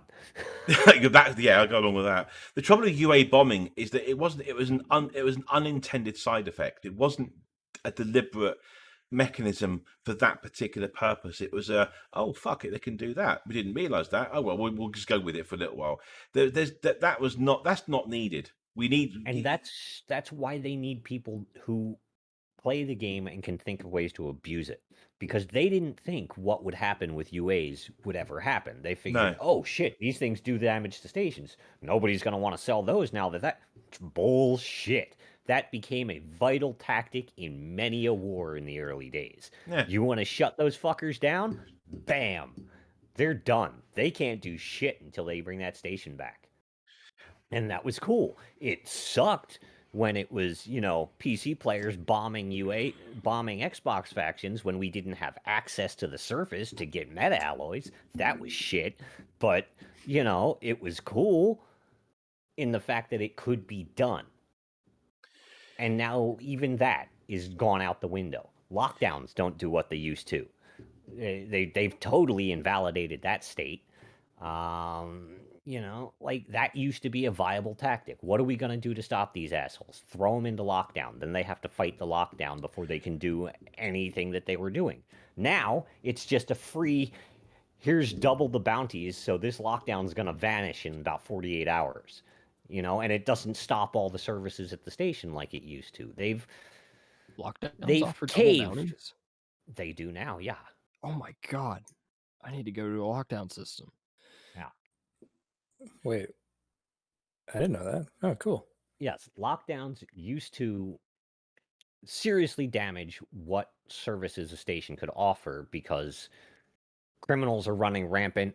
We need to stop their access to certain things. Oops, sorry, you're not going to be able to go to the tobacconist today. You know, like, and that's gone now because now you just roll in, murder a bunch of people who have wanted flags on, and it's over. Like they've screwed up how interactive and full of life the BGS used to be. You know, and now it's there's too much min-maxing. It used to be if I loved and hated the state lock effect of like you're expanding from here, nothing can happen anywhere else. You know, you're in boom across all your systems, blah blah. It was really a double-edged thing. Like it was a great way to slow down the expansion of an enemy. Now that is gone entirely. You can be in retreat and expansion and all of these other states in all of your systems, and none of them mean shit anymore. So it's now big factions have more incentive to shit on little ones because there's no way the little ones can put a break on them.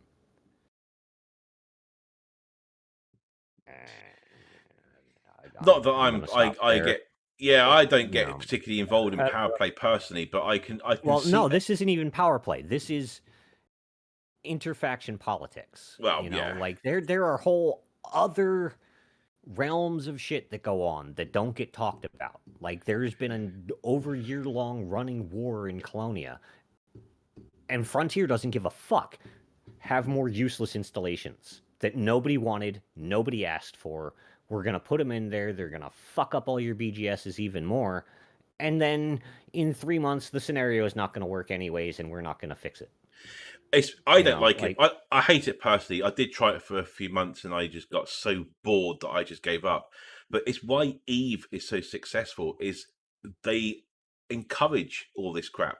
I mean, you got all your factions and your wars and stuff, and rather than it just being a thing that happens, is actively reported about. You know, that's changes the world. Exactly. You know, now I'm personally not as interested in that side of things because I'm more a loner, but that's just me personally. But I can definitely see why that sort of stuff would be important. It can shape the galaxy, and it can affect everybody playing in. You know, if you want to be involved in that sort of thing, you'd get involved. You would be involved in changing the way that the galaxy works. And if you're not involved in that, then you're going to feel the repercussions of whatever's going on because it's going to affect you in some way, which is how it should be.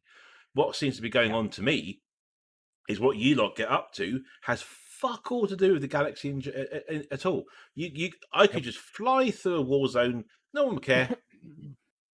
Mm-hmm. That's why I thought when the Thargoids came into it originally, I honestly thought that was going to be the start of a really big push to make them into a storyline, make them like the focus of things, and have your groups and do things to push against back the Thargoid threat, and that never happened. That was the biggest waste of space ever. You could totally ignore them and go about your business, and even if you get hyper-addicted, you think, nah, fuck you, and just fly off. I mean, I appreciate that. Boost, throw it in FA off, and by the time you reboot, they've said, "Oh, fuck it. Well, I don't know what we just pulled," and they go away, and you go about your business. I don't mind that too. I don't want to be pulled out of every 5 minutes. You only get pulled out of areas that they are at, so you know you're going to get in shit if you go in there anyway. So it's your own fault. But yeah, I don't know. I just really wish that. I mean, maybe it'll happen. Maybe Drew with his Retribution storyline, it'll be fairly fairly popular. People will get involved. They think, oh, this is quite cool. And then Frontier be like, oh, do you know what? That might actually work. Maybe we should try doing something like that. I don't know. I've always wanted them to just to do a volunteer service. Say, look, are you creative? Have you got some time? If so, let us know. Let's see what we can do about making a decent in-game Canonn system that not only allows you to take part in things that people have made, but also you gain good shit out of it. It's no point doing like a mission or like a storyline, and then they say, "Good job, bro. Off you go." You know what? You want something to get, not like masses of loot, not that crap. I don't mean like that. I just mean something like I don't know. It's difficult to say in the way that Elite is right now, because unlike obviously what's going to happen in Odyssey in your suits and that, there's potential to get stuff for your suits and for your guns and for your decals and your helmets and all this crap you're going to get in the ships. The best you can get is a fucking bobble. You know what I mean? That's literally all you can have. Or a paint job. I'm sick of paint jobs. They need to stop with the paint jobs and ship kits. I don't give a toss. They just need to end it. My God. A method for generating some money, they're cool. Yeah. But the fact that they haven't used any of this money generation to like build a server backbone for any of the shit that we have going on is horrible. Like peer-to-peer is fucking garbage, and like it is far too dependent on the connections of everybody involved. One person can blow up an entire 20-person instance because they've got a shit connection. And it was like with the damn fighter glitch. You spam fighter commands and it buffer overruns everybody in the instance because it's constantly acknowledging that you have sent a command to the fighter and everything goes to hell.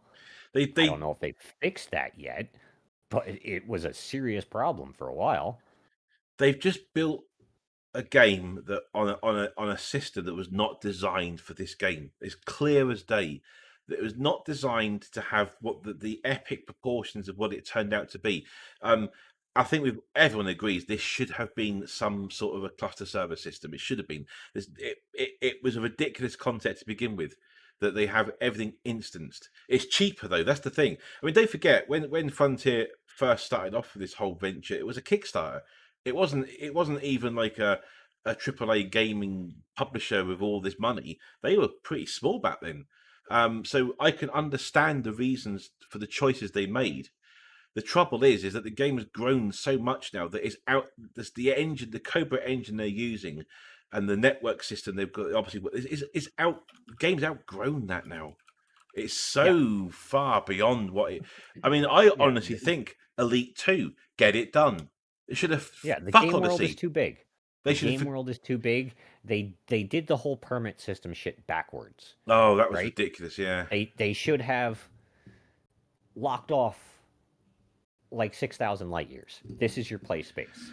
At some point, we'll unlock more, and you can go here, you can go there. Now it's just the other way. We've got billions of light years of cubic space with these little bubbles of fuck you can't go there.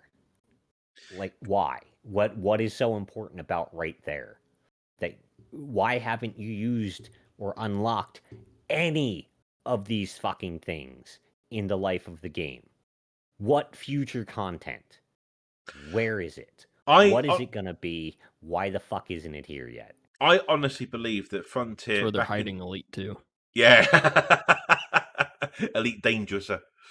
I honestly believe that when they originally started the whole project, we call it, we know they had grand designs for the game. Look at the original trailer, and Braben was like saying, "Yeah, we're gonna have all this stuff, and this is gonna happen, that's gonna happen." And then I think what happened is reality hit, and they were like, "Oh, actually, we can't do that. That's not good." So they concentrated on other things instead, like making the planets prettier, which failed miserably until they fixed it again. Beige. Love that. It was great. New engine, all beige. That was for consoles. Oh, but that was for consoles. I don't give a shit what anyone says. That was for consoles. That was for parity. Stupid. Anyway, whatever. But yeah, I I think think this should be a crossplay game too. Like the fact that it isn't is it totally should be. mind-numbingly stupid. Like I don't understand it. I don't like the open solo player private group divide. I think if you're in a private or solo group, you should have fucking absolutely no impact on the rest of the galaxy. well, let's be honest. As who was it who said it? It was Gorfic Star Shadow in chat. He says, "I want to see change occurring as a result of player actions." Well, that's exactly what's not happening. Yeah, It that can't. doesn't happen. It can't happen because the game has never been designed to do that. I don't see how it could. I think we've all said this before. We want base building. We want to have our own little corner of space, build our little base, and then instead of having carriers, which is a bit of a cop out, you have a reason to do stuff. But I don't know. I'm one of those. I'm different to a lot of players. I don't want to get involved in open just because of PvP. I don't need that in my life. That's not my style of play. I'm not knocking at anybody who does it. That's absolutely fine. I don't care. What I want is I want to have a reason to play the game. And at this moment in time, I don't have a reason. I don't think to myself, right, we need to do this today. I can't do that. I need something to. I mean, when I first started playing the game, my goal was to get what's that ship called? A cutter. That was my aim. I wanted one because it was shiny, and it took me years to get there because back then you couldn't just fuck around with asteroids and mine everything you needed in half an hour. It took me years to get that, and when I got it, it was a sense of achievement. But then I thought, fuck me, that was a lot of grinding. My God. If I ever see another courier document again, I'm just going to cry. That was how bad it was. I know a lot of people who have burned themselves out going for the vet and the cutter, and they storm to it. And what do I do now? Oh, you play the game now. And that's exactly what I said. I've got my shit. Now what do I do? Well, you play the game. Like, yeah, what is the game? What is it exactly? And I don't care what anybody says. You can't just. Okay, so you're involved with your what's your group called? The cat people? What is it? The Church of the Space Cats. That's the one. Church of the Space Cats. With our associated members, the Order of the Wandering Siamese out in Colonia. Absolutely. Now, while I can't hope to understand where that even came from, but the fact that you got a group of people who are obviously like-minded in some way or another, I think that's pretty cool. Cats. They like cats. You got the fuel rats who they like rats. They like rats. I appreciate and I admire we've got Canonn. Look at Canonn. Back in the day, Canonn was a force. Look at Canonn. Well, no, we didn't invent our own gameplay.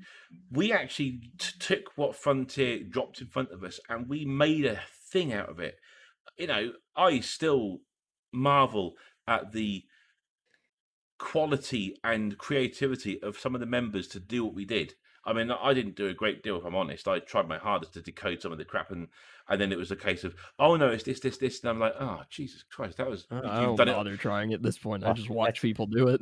That's why I started or wanted to do this, the Canonn Faction News and all that, because I am totally out of my depth when it comes to 95% of the shit that we've got going on in Canonn. But it's fucking cool. Isn't it? And it just deserves to be talked about. And it's like, hey, look what these people are doing. Isn't this fucking amazing? All right, cool. Thanks for listening. I can't do any of it myself, but I can sure as shit talk about it and highlight that this awesome shit is going on. The mapping project. That was tools we've developed. All of the shit that we've done in the last few years is great. And it's like, I was bored as fuck with this game after 3 weeks when I first got it. Yes. And then I met the community. Yeah. And that has been the sustaining force for me, is the people. Now, I generally could give a fuck less about people in reality. But yeah, me too. This is cool. All of these fucking people getting together and doing shit and trying to make a game out of this bare bones thing we were handed, and we've done an amazing job. The entire third-party community is the only reason this game still exists. Absolutely. But what that really was something I had to explain to like 3 or 4 people that got the game through Epic. They would all say like, how am I supposed to figure this out? And I went, there's an entire, bank of like 50 websites that I have open in, in different tabs when I play Elite, when I just tracking stuff. Like there's so many tools that were made for this game that if they were not made, I honestly don't think this game would work. It wouldn't. The third party for sure. EDDB is essential. Yeah. You can't play the game without it now. And Frontier know that, and they don't care. They've thought, oh, well, the community done it for us. We don't need to do it. And I think that's the biggest mistake they've ever made. It's a horrible way to make a game. It is. But I'll the fact that they aren't paying Artie from Anara yet, fucking mind-blowing. Yeah. I mean, they should have hired him in the first year and said, you're going to run all of our squadron support. Yeah, but because you did an amazing fucking job with this. Yeah, but they don't need to. And I think that's the problem. The suits said, no, let them do it for free. We don't need to pay them for that. And they will do it for free because they love the game. That's the thing. If it was a crap game, no one would bother. But what I was going to say, what really winds me up is that Canonn exists because at that moment in time, Frontier actually gave a shit. They actually put this crap in their game. That Frontier Elite would Canonn would never have existed without the unknown probes. They had no reason to exist. But look at it this way, right? Look at the effort put in just to that one thing. That one probe. Look at the stuff it did. Look at where it went to. Look at the code it produced. And then you got it kept you awake for like 2 days. Days. I still have dreams of that fucking spectrogram now. The point is that there was a certain group of people, and I never did find out who it was who actually did this stuff, but I don't remember. They were geniuses. And this whole thing was obviously leading up to the Thargoids. It was what they were doing. And I just think that when I joined Canonn, it was not long after that all kicked off. And I joined right in the middle of the heyday, and it was kicking. I was loving it. I couldn't get involved too much. But the people I met, the guys I started talking to, look at the original Canonn podcast when that came about. Look at the effort, the amount of people that everyone put into that, the creativity of all the people who wanted to get involved in that. And that was just one thing from, just one idea. And to me, it's like Frontier, they need to do more of that sort of shit. I mean, they've done so much stuff. Look at this. Look at the creatures you can find. That Xeno special we did the other month. And I didn't know half this stuff even existed. And it was like, the issue is that it's all like spread across the entirety of the galaxy. That's especially with the biology stuff, at least, is that game world's too big. Yeah, exactly. Half of these things are literally in the other corner of the galaxy, and God knows until I get a carrier, I'm not going out there. I can't be bothered to jump that many times in a row. Taking a carrier anywhere is hellish. I know it's slower. Oh, I love my carrier. I love my carrier. No, I love my carrier. Oh, it's great. It's faster for jumping around short range. Like if you're going no more than like 5,000 light years, fuck it, get in your carrier. But if you're going anywhere, nah. It takes 17 hours to get from the bubble to Colonia. It's faster than I would do it jumping. I can do it in 5.5 jumping. Yeah, you can definitely do it faster. But I think it's good. And I'm mid-range on the speed. Like there's people who can do it in 2.5 hours. As a sideline, they're flying dead kit ships, but that's something else entirely. I was going to say, as a sideline, I would love to have seen the carrier designed slightly differently in terms of they changed it from an hour between jumps, which is a good thing because that was a stupid idea. It But was an hour. I didn't even know that. Yes. it was Oh, yeah, ridiculous. it It was was an hour. bad. It was an hour to jump, and I think it was what 20 minutes to spool down, if I remember rightly. But Jesus. what I would love to have seen, and I still think to this day, they could just do it by pressing a couple of buttons, is make it variable jump. So you want to jump 500 light years, fine. That'll take you your quarter of an hour. You want to jump 10,000 light years, no bother. It's going to take you 2 hours to spool up, though. I would have no problem with that. That'd be cool. I have no problem with that at all. It would stop you from making loads of jumps around the galaxy because 2 hours is quite a long time and you need to feel the fuck out of it. But I'll tell you what an idea. Yeah. I mean, yeah, that could be like, your fuel tank is empty on arrival, and if you're not near a system with tritium, then you're stuck there. Yeah, you'd have to. You'd have to plan ahead. But then I don't know if it was you, Lars, who said this, or someone did. I can't remember what it was now.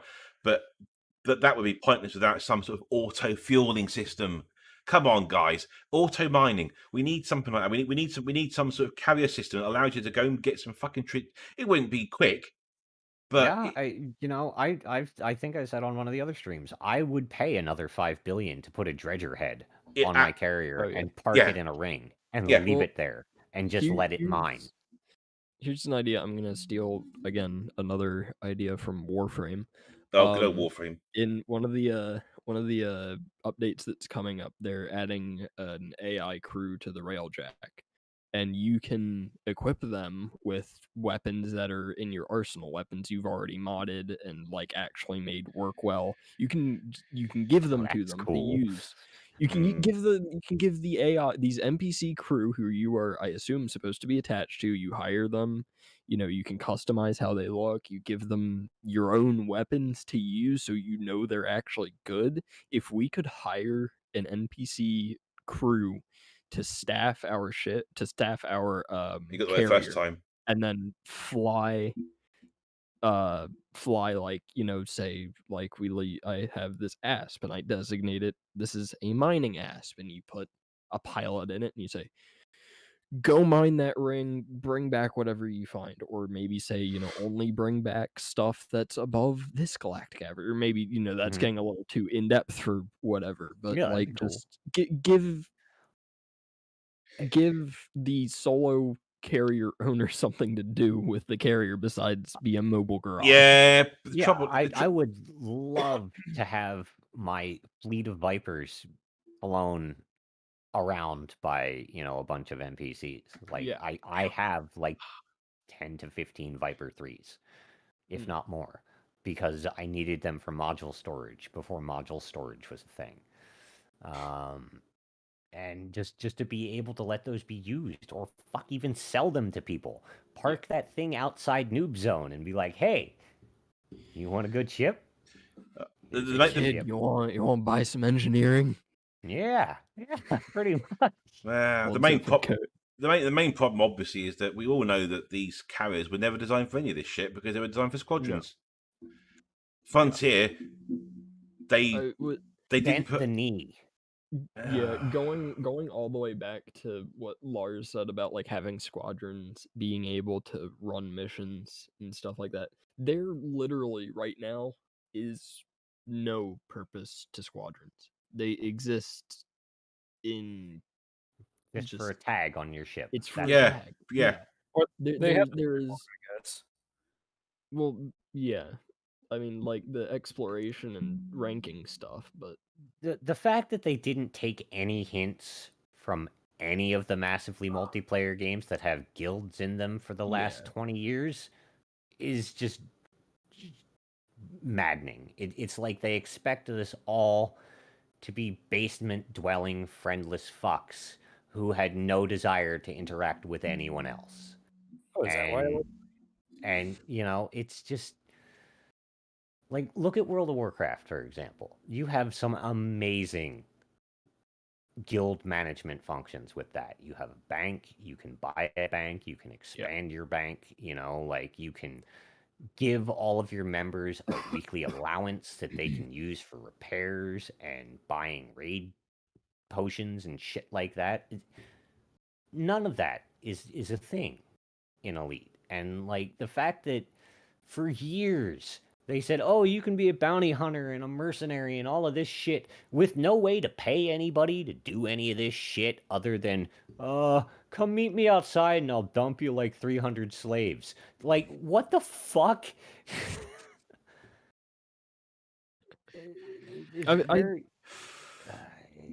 go ahead. I mean, like, I think I said it last time we did out at like a pre-show or whatever, was Warframe is somewhat similar in that it has, you know, a not a guild, a clan function, and it has research that you need to dump resources and credits into, to, you know, complete research, get special blueprints you can only get from clan research. Nothing is stopping you from having a solo clan and doing all of this research by yourself. That's what I'm doing right now, since none of my friends are playing it. I'm slowly working through some of the tougher research parts. There's nothing stopping you.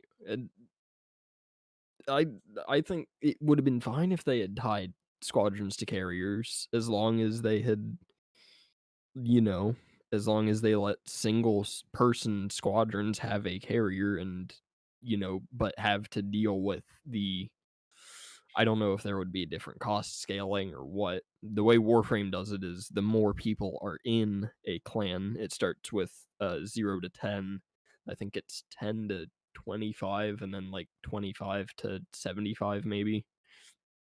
But like as that number goes up, the resource requirements to do research and stuff like that go up. Yeah, it's very similar to Star Trek Online. That does exactly the same thing. Star Trek Online is a deceptively good game, actually. It is. I know people laugh at that game; they think it's crap. But I'll tell you what, I didn't do it very long. Description of deceptively good game. It is. You look at it on the outset and you think, "Oh God, this is terrible." But their fleet, they call them fleets, obviously. Their fleet management system is very clever. It's pretty much what you said. So the idea is that, just for an example, you start off with like a starbase.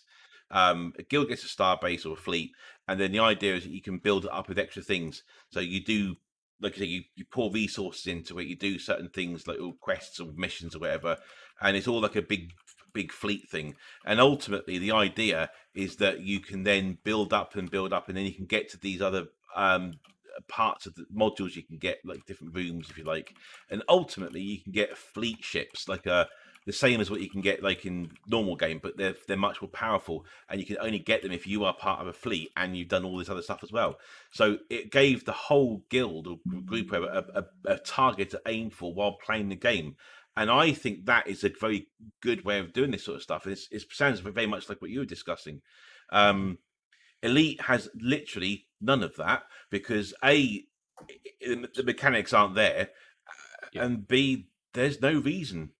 I think that's the biggest problem of all. There is literally no reason. That's a big problem with a lot of stuff in Elite, is there's no incentive to, you know, like with BGS. There's no, as far as I'm aware, there's no reason for me to go out and get involved in my local faction's struggle to own the system next to it. I'm not getting paid enough to care about that.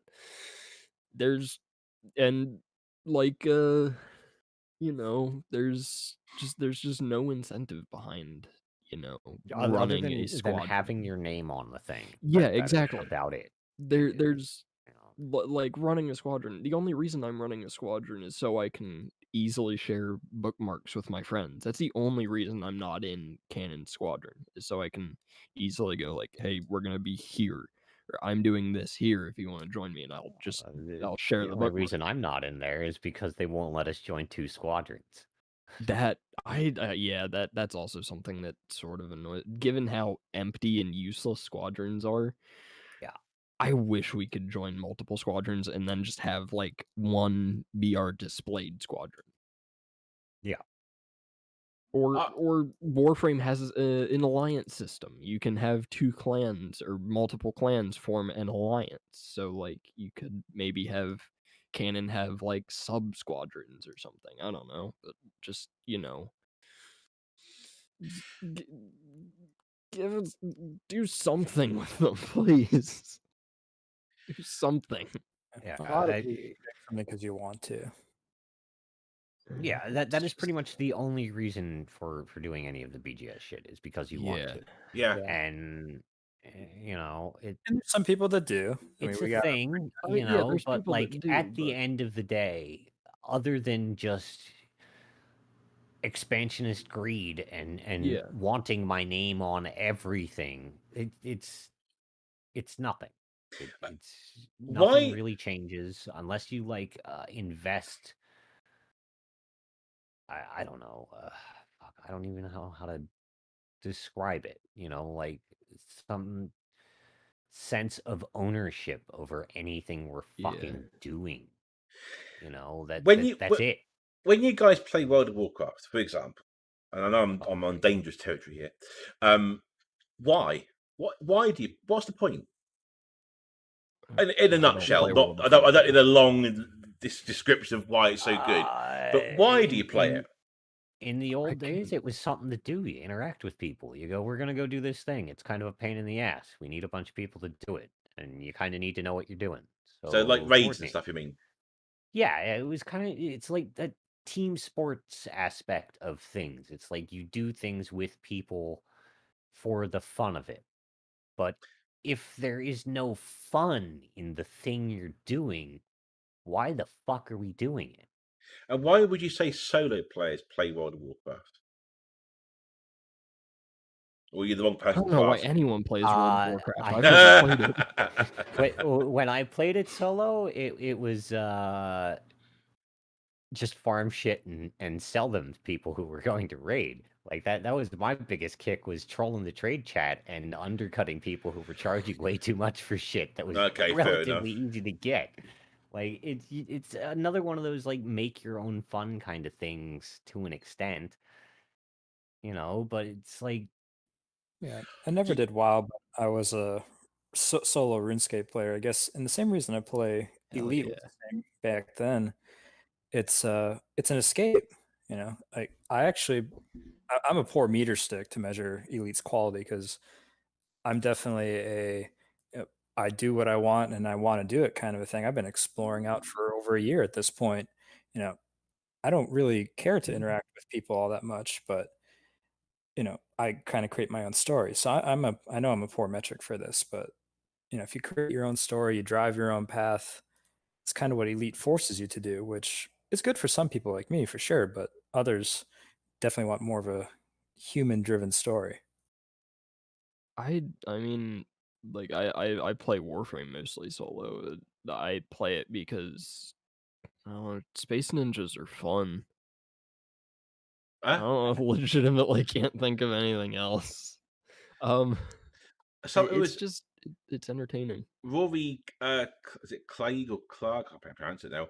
In YouTube chat said that solving puzzles together or present one another with puzzles, that's what a game is.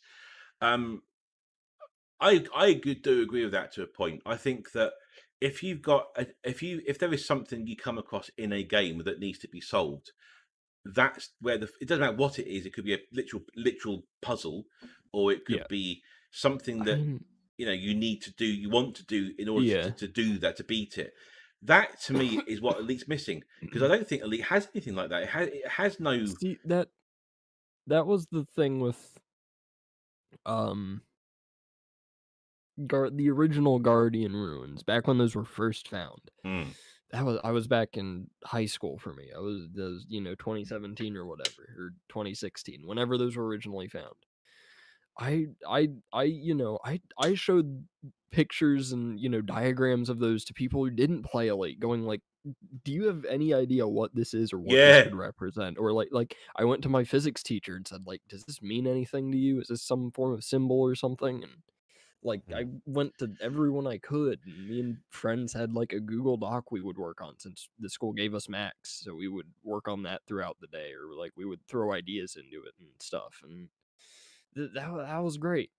That was cool. And then it sort of stopped. I know that's why I stopped playing. If I'm honest, I was quite active. I was in everything, and then we discovered everything there was to discover. We were clutching at straws, and then I thought, you know what? There's no fucking point. There's literally nothing else to do. We've done it all. If there is a mystery out there, it's too hard to find for what it's worth. Yeah, there's no mystery out there. I don't give a shit what Frontier have been trying to say over the years. We found the mystery before they even put it out there. Multiple times. Exactly. Triangulated off of the art they put up. I know it's going to sound a bit harsh or whatever. It's going to sound a bit harsh, and I don't really care. That shows how much disdain Frontier has for their player base. They underestimate them every single time. They seem to cater to the lowest denominator. They don't look at not just Canonn. We are definitely one of the biggest science groups, if you like, but there's loads of different groups out there. There's people out there who do this sort of stuff and they enjoy it. They would have solved this sort of stuff as well. They would have. I don't think even Canonn can lay claim to finding the original Guardians, can we? I think it was found by somebody else, wasn't it? No, yeah. Some dude.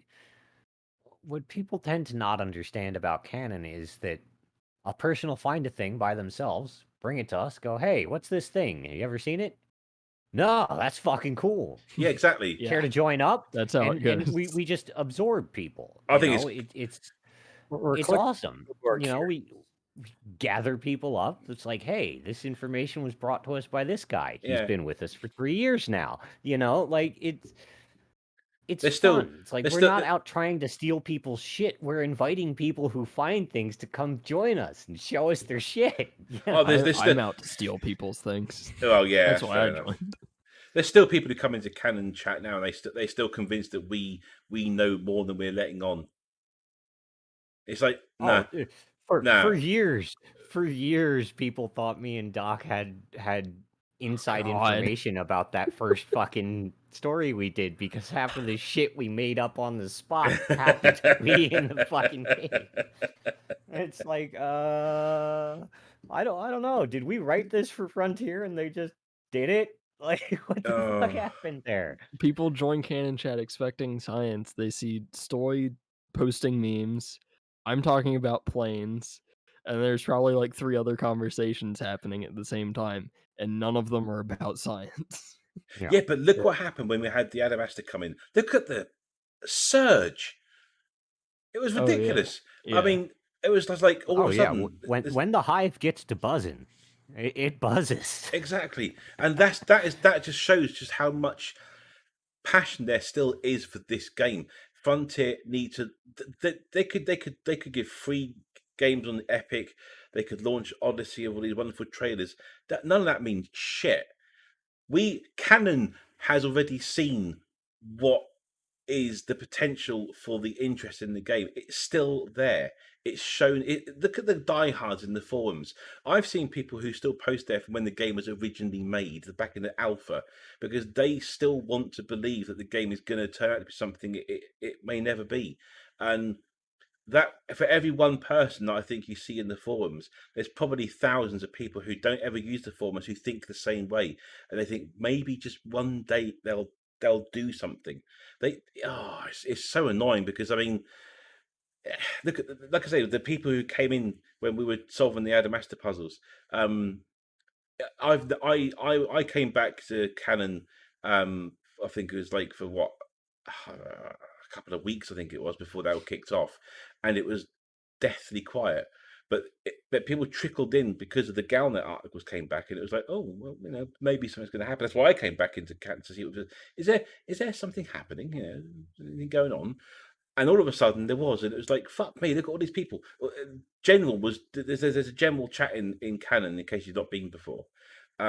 And it is literally what it says. It's not for science. It's just general shit, basically. That was mobbed. It's also not for planes. Believe me, the mods will tell you. Absolute madhouse. It was crazy. House.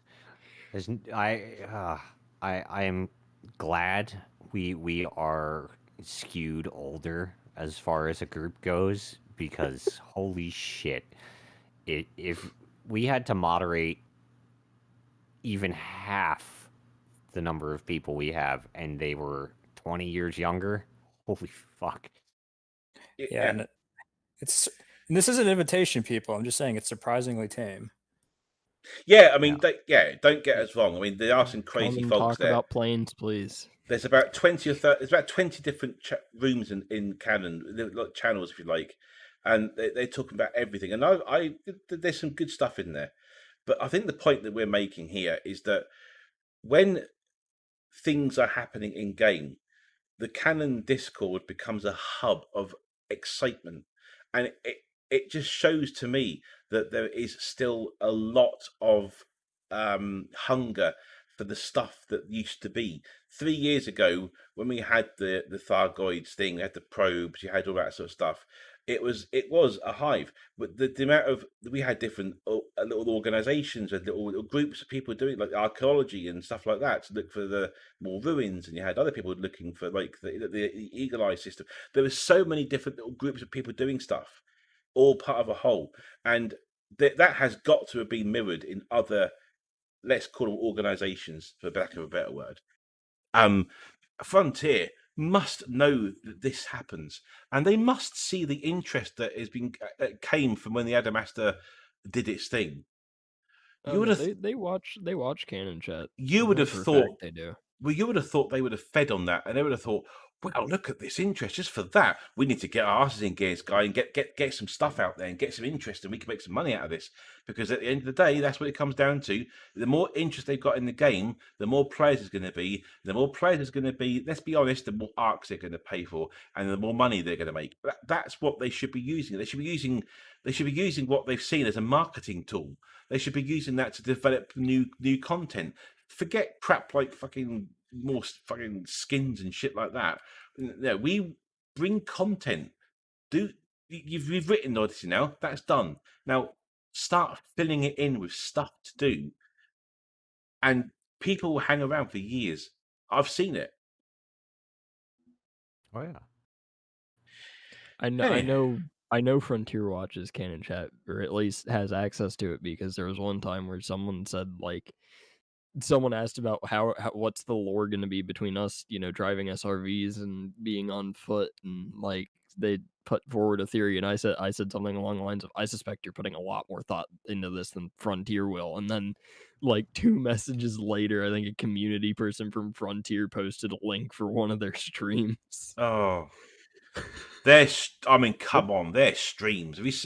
I hope. Well, I don't imagine anybody from Frontier is going to watch this stream, because come on, we're just a backwater little podcast. But if you get banned, you know why. Yeah. I have to be honest. Ed used to watch my shit a lot. Ed was cool. Ed joined in. See, I like what these new guys are doing. I don't. And Arthur. I'm sorry. I hate it. No, that fake news story skit they did was fucking. Oh no, that was funny. I loved that. That was awesome. I don't particularly like so much the come watch me jump for 3 hours and not know what I'm doing kind of shit. No, but I don't think they understand. I feel like they're a little bit more engaged than Will was. Will was a little bit too staid and not flamboyant enough for being a streamer.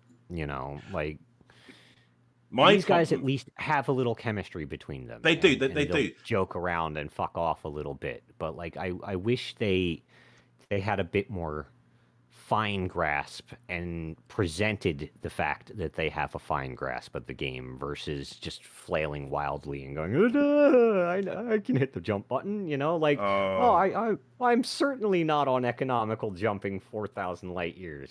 What? Like the thing about these they need to have something to talk about while they're doing it. They don't talk to us. They just play. I watched Super Cruise the other day, and I'm sorry, and I might get flack for this, and I don't care, but I honestly don't see any point to Super Cruise in any way whatsoever. Yes, I quite like the gallery occasionally. I call it the gallery. I quite like some of the that's cool. That's very nice. The 20 minutes of screenshots they play at the start of them. 20 minutes. They don't. Nobody gives a shit what they. I know it's harsh, but no one cares what they got to say. Or the reason the people are there is they want to get more fucking news about Odyssey, and they're hoping that they're going to get told something something about that fucking expansion. And every single time it's like, oh, nothing this time. And that's the only reason that people go to it. I guarantee it. I would. There's no one goes to watch that for any other reason other than the hope that they're going to learn something new, and it's not happening. And I just think that they just need to look at the dev diary. The dev diary is probably one of the most popular things they do, and they hardly ever do it. They use it as some bizarre marketing tool, and I don't understand it. People don't care. They hype them up like they're gonna be something big, and then it's just 5 minutes. No. What I don't understand, and I've asked many people, and no one has been able to really give me any sort of answer that makes any sense. Is why is Frontier so ridiculously sensitive and secretive? What purpose does it solve? Now, I understand that you don't want to be giving out false hopes to people, obviously. However, the lack of communication that you get, and it's been the case for Frontier since its inception, is ludicrous. They don't tell you anything. We want to know stuff. We are the passionate players. We want to know what they've got installed for us, or what nothing. They won't even give you. They tell us is shit we haven't already dug up a week before. Exactly, and I don't understand why. I can understand to an extent, like as we were talking before we started streaming, like there's the curse of Molyneux. Like they don't want to oversell what they can't deliver, and I can understand that. But sell what you can fucking deliver. Exactly. They're not selling anything. This whole idea about Odyssey, that is due to be released, what, in a month? Couple of months? Maximum? Still nebulously up in the air. Early first quarter. But really April. Well, I'm thinking that, yeah. But that's only, what, 3 months away? 3 months away. That's not that long. April's 3 months away. I know. Yeah, I know. But this is the time they should be fucking pumping the shit out of it. Look what you can do. Obviously, we've got this. Unless, of course, they can't do it because they haven't. Look at Cyberpunk. Look at the ridiculous nature of their advertising campaign. That's what I call it. With all these videos and stuff, hyping the game up beyond belief. And it turns out to be a pile of drivel because they couldn't live up to their expectations. When's Frontier going to hire Keanu? Please, not going to happen. No, really, no. My God, Ramtar's twin brother. I don't know. Yeah, it'd be ridiculous, wouldn't it?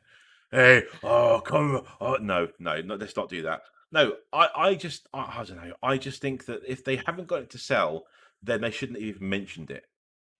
I will say I'm very happy that Odyssey is only sticking to what was it so far? It's just station like interior, whatever that is, like the station hub, I guess, where you can be on foot, and the settlements and stuff like that. And that's like the only things they're aiming for gameplay wise. They seem to be fairly focused on having that be the main areas for Odyssey gameplay, and that gives me some hope that they are maintaining some idea of a scope they want to aim for.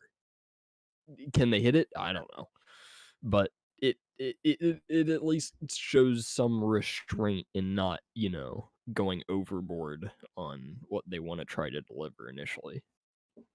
Well, I may get hate messages for this, but I am incredibly glad they aren't bothering with ship interiors right now, because no, I agree. Gameplay loop.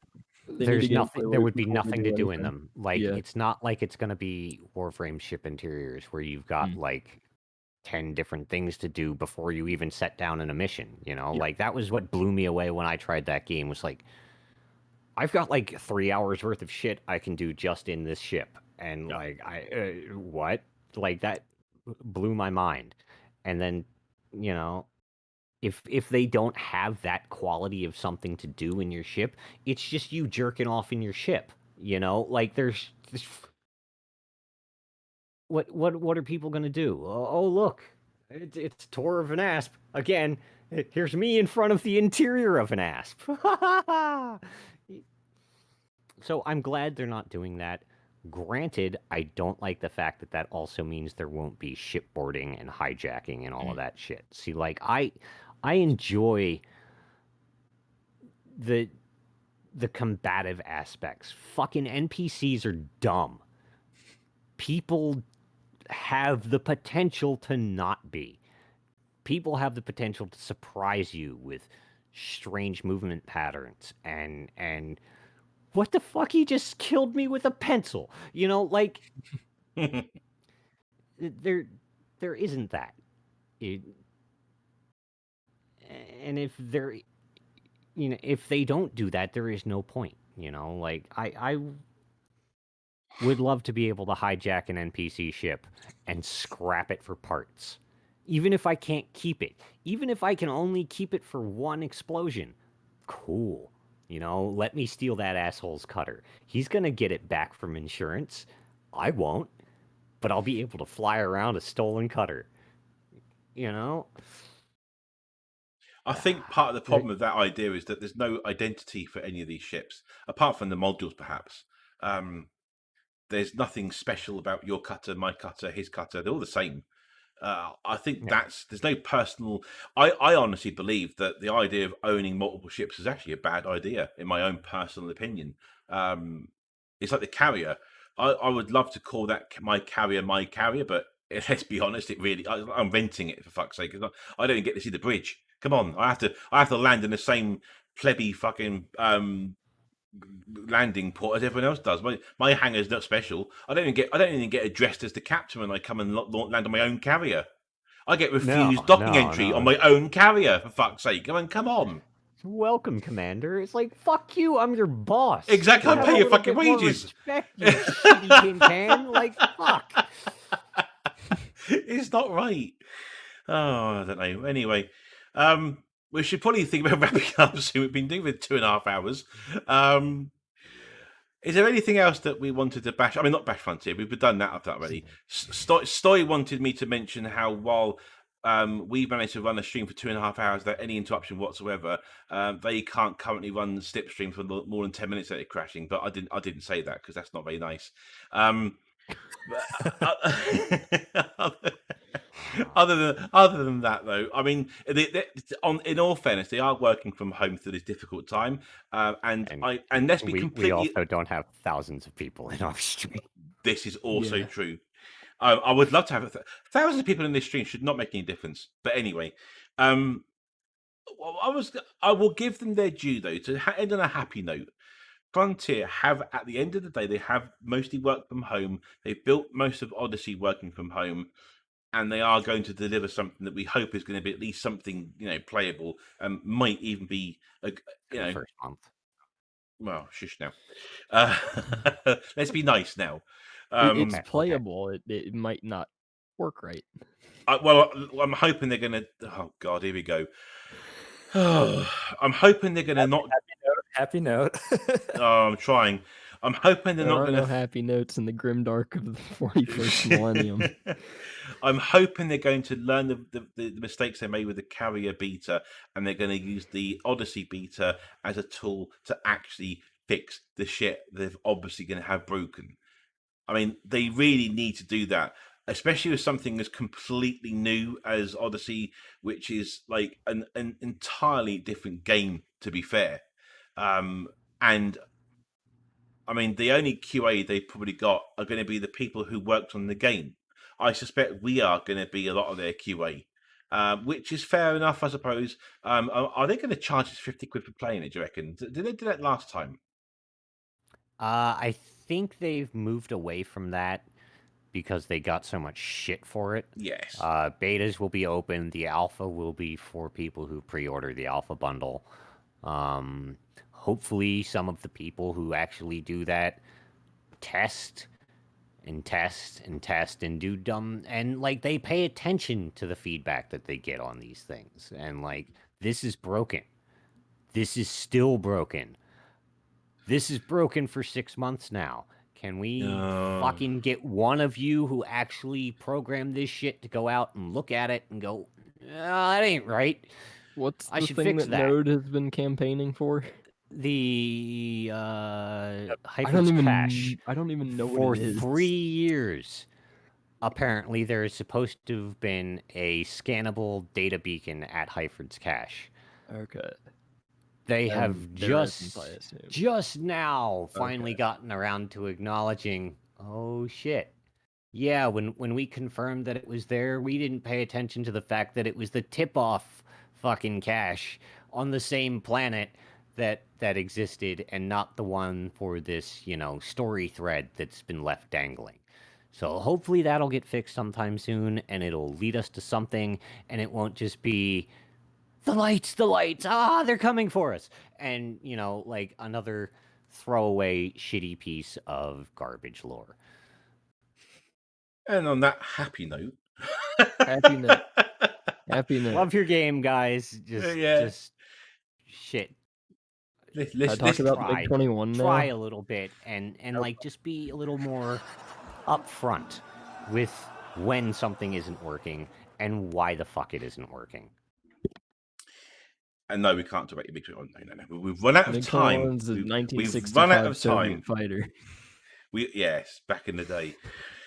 I think all that's left to say is that we do want the game to succeed. We are probably looking forward to Odyssey. We're just hoping that it's going to be what it is. If you guys want to mention about Odyssey and what you think of Drew's game and anything else in the comments, feel free to do so. We'll be happy to have a look at them.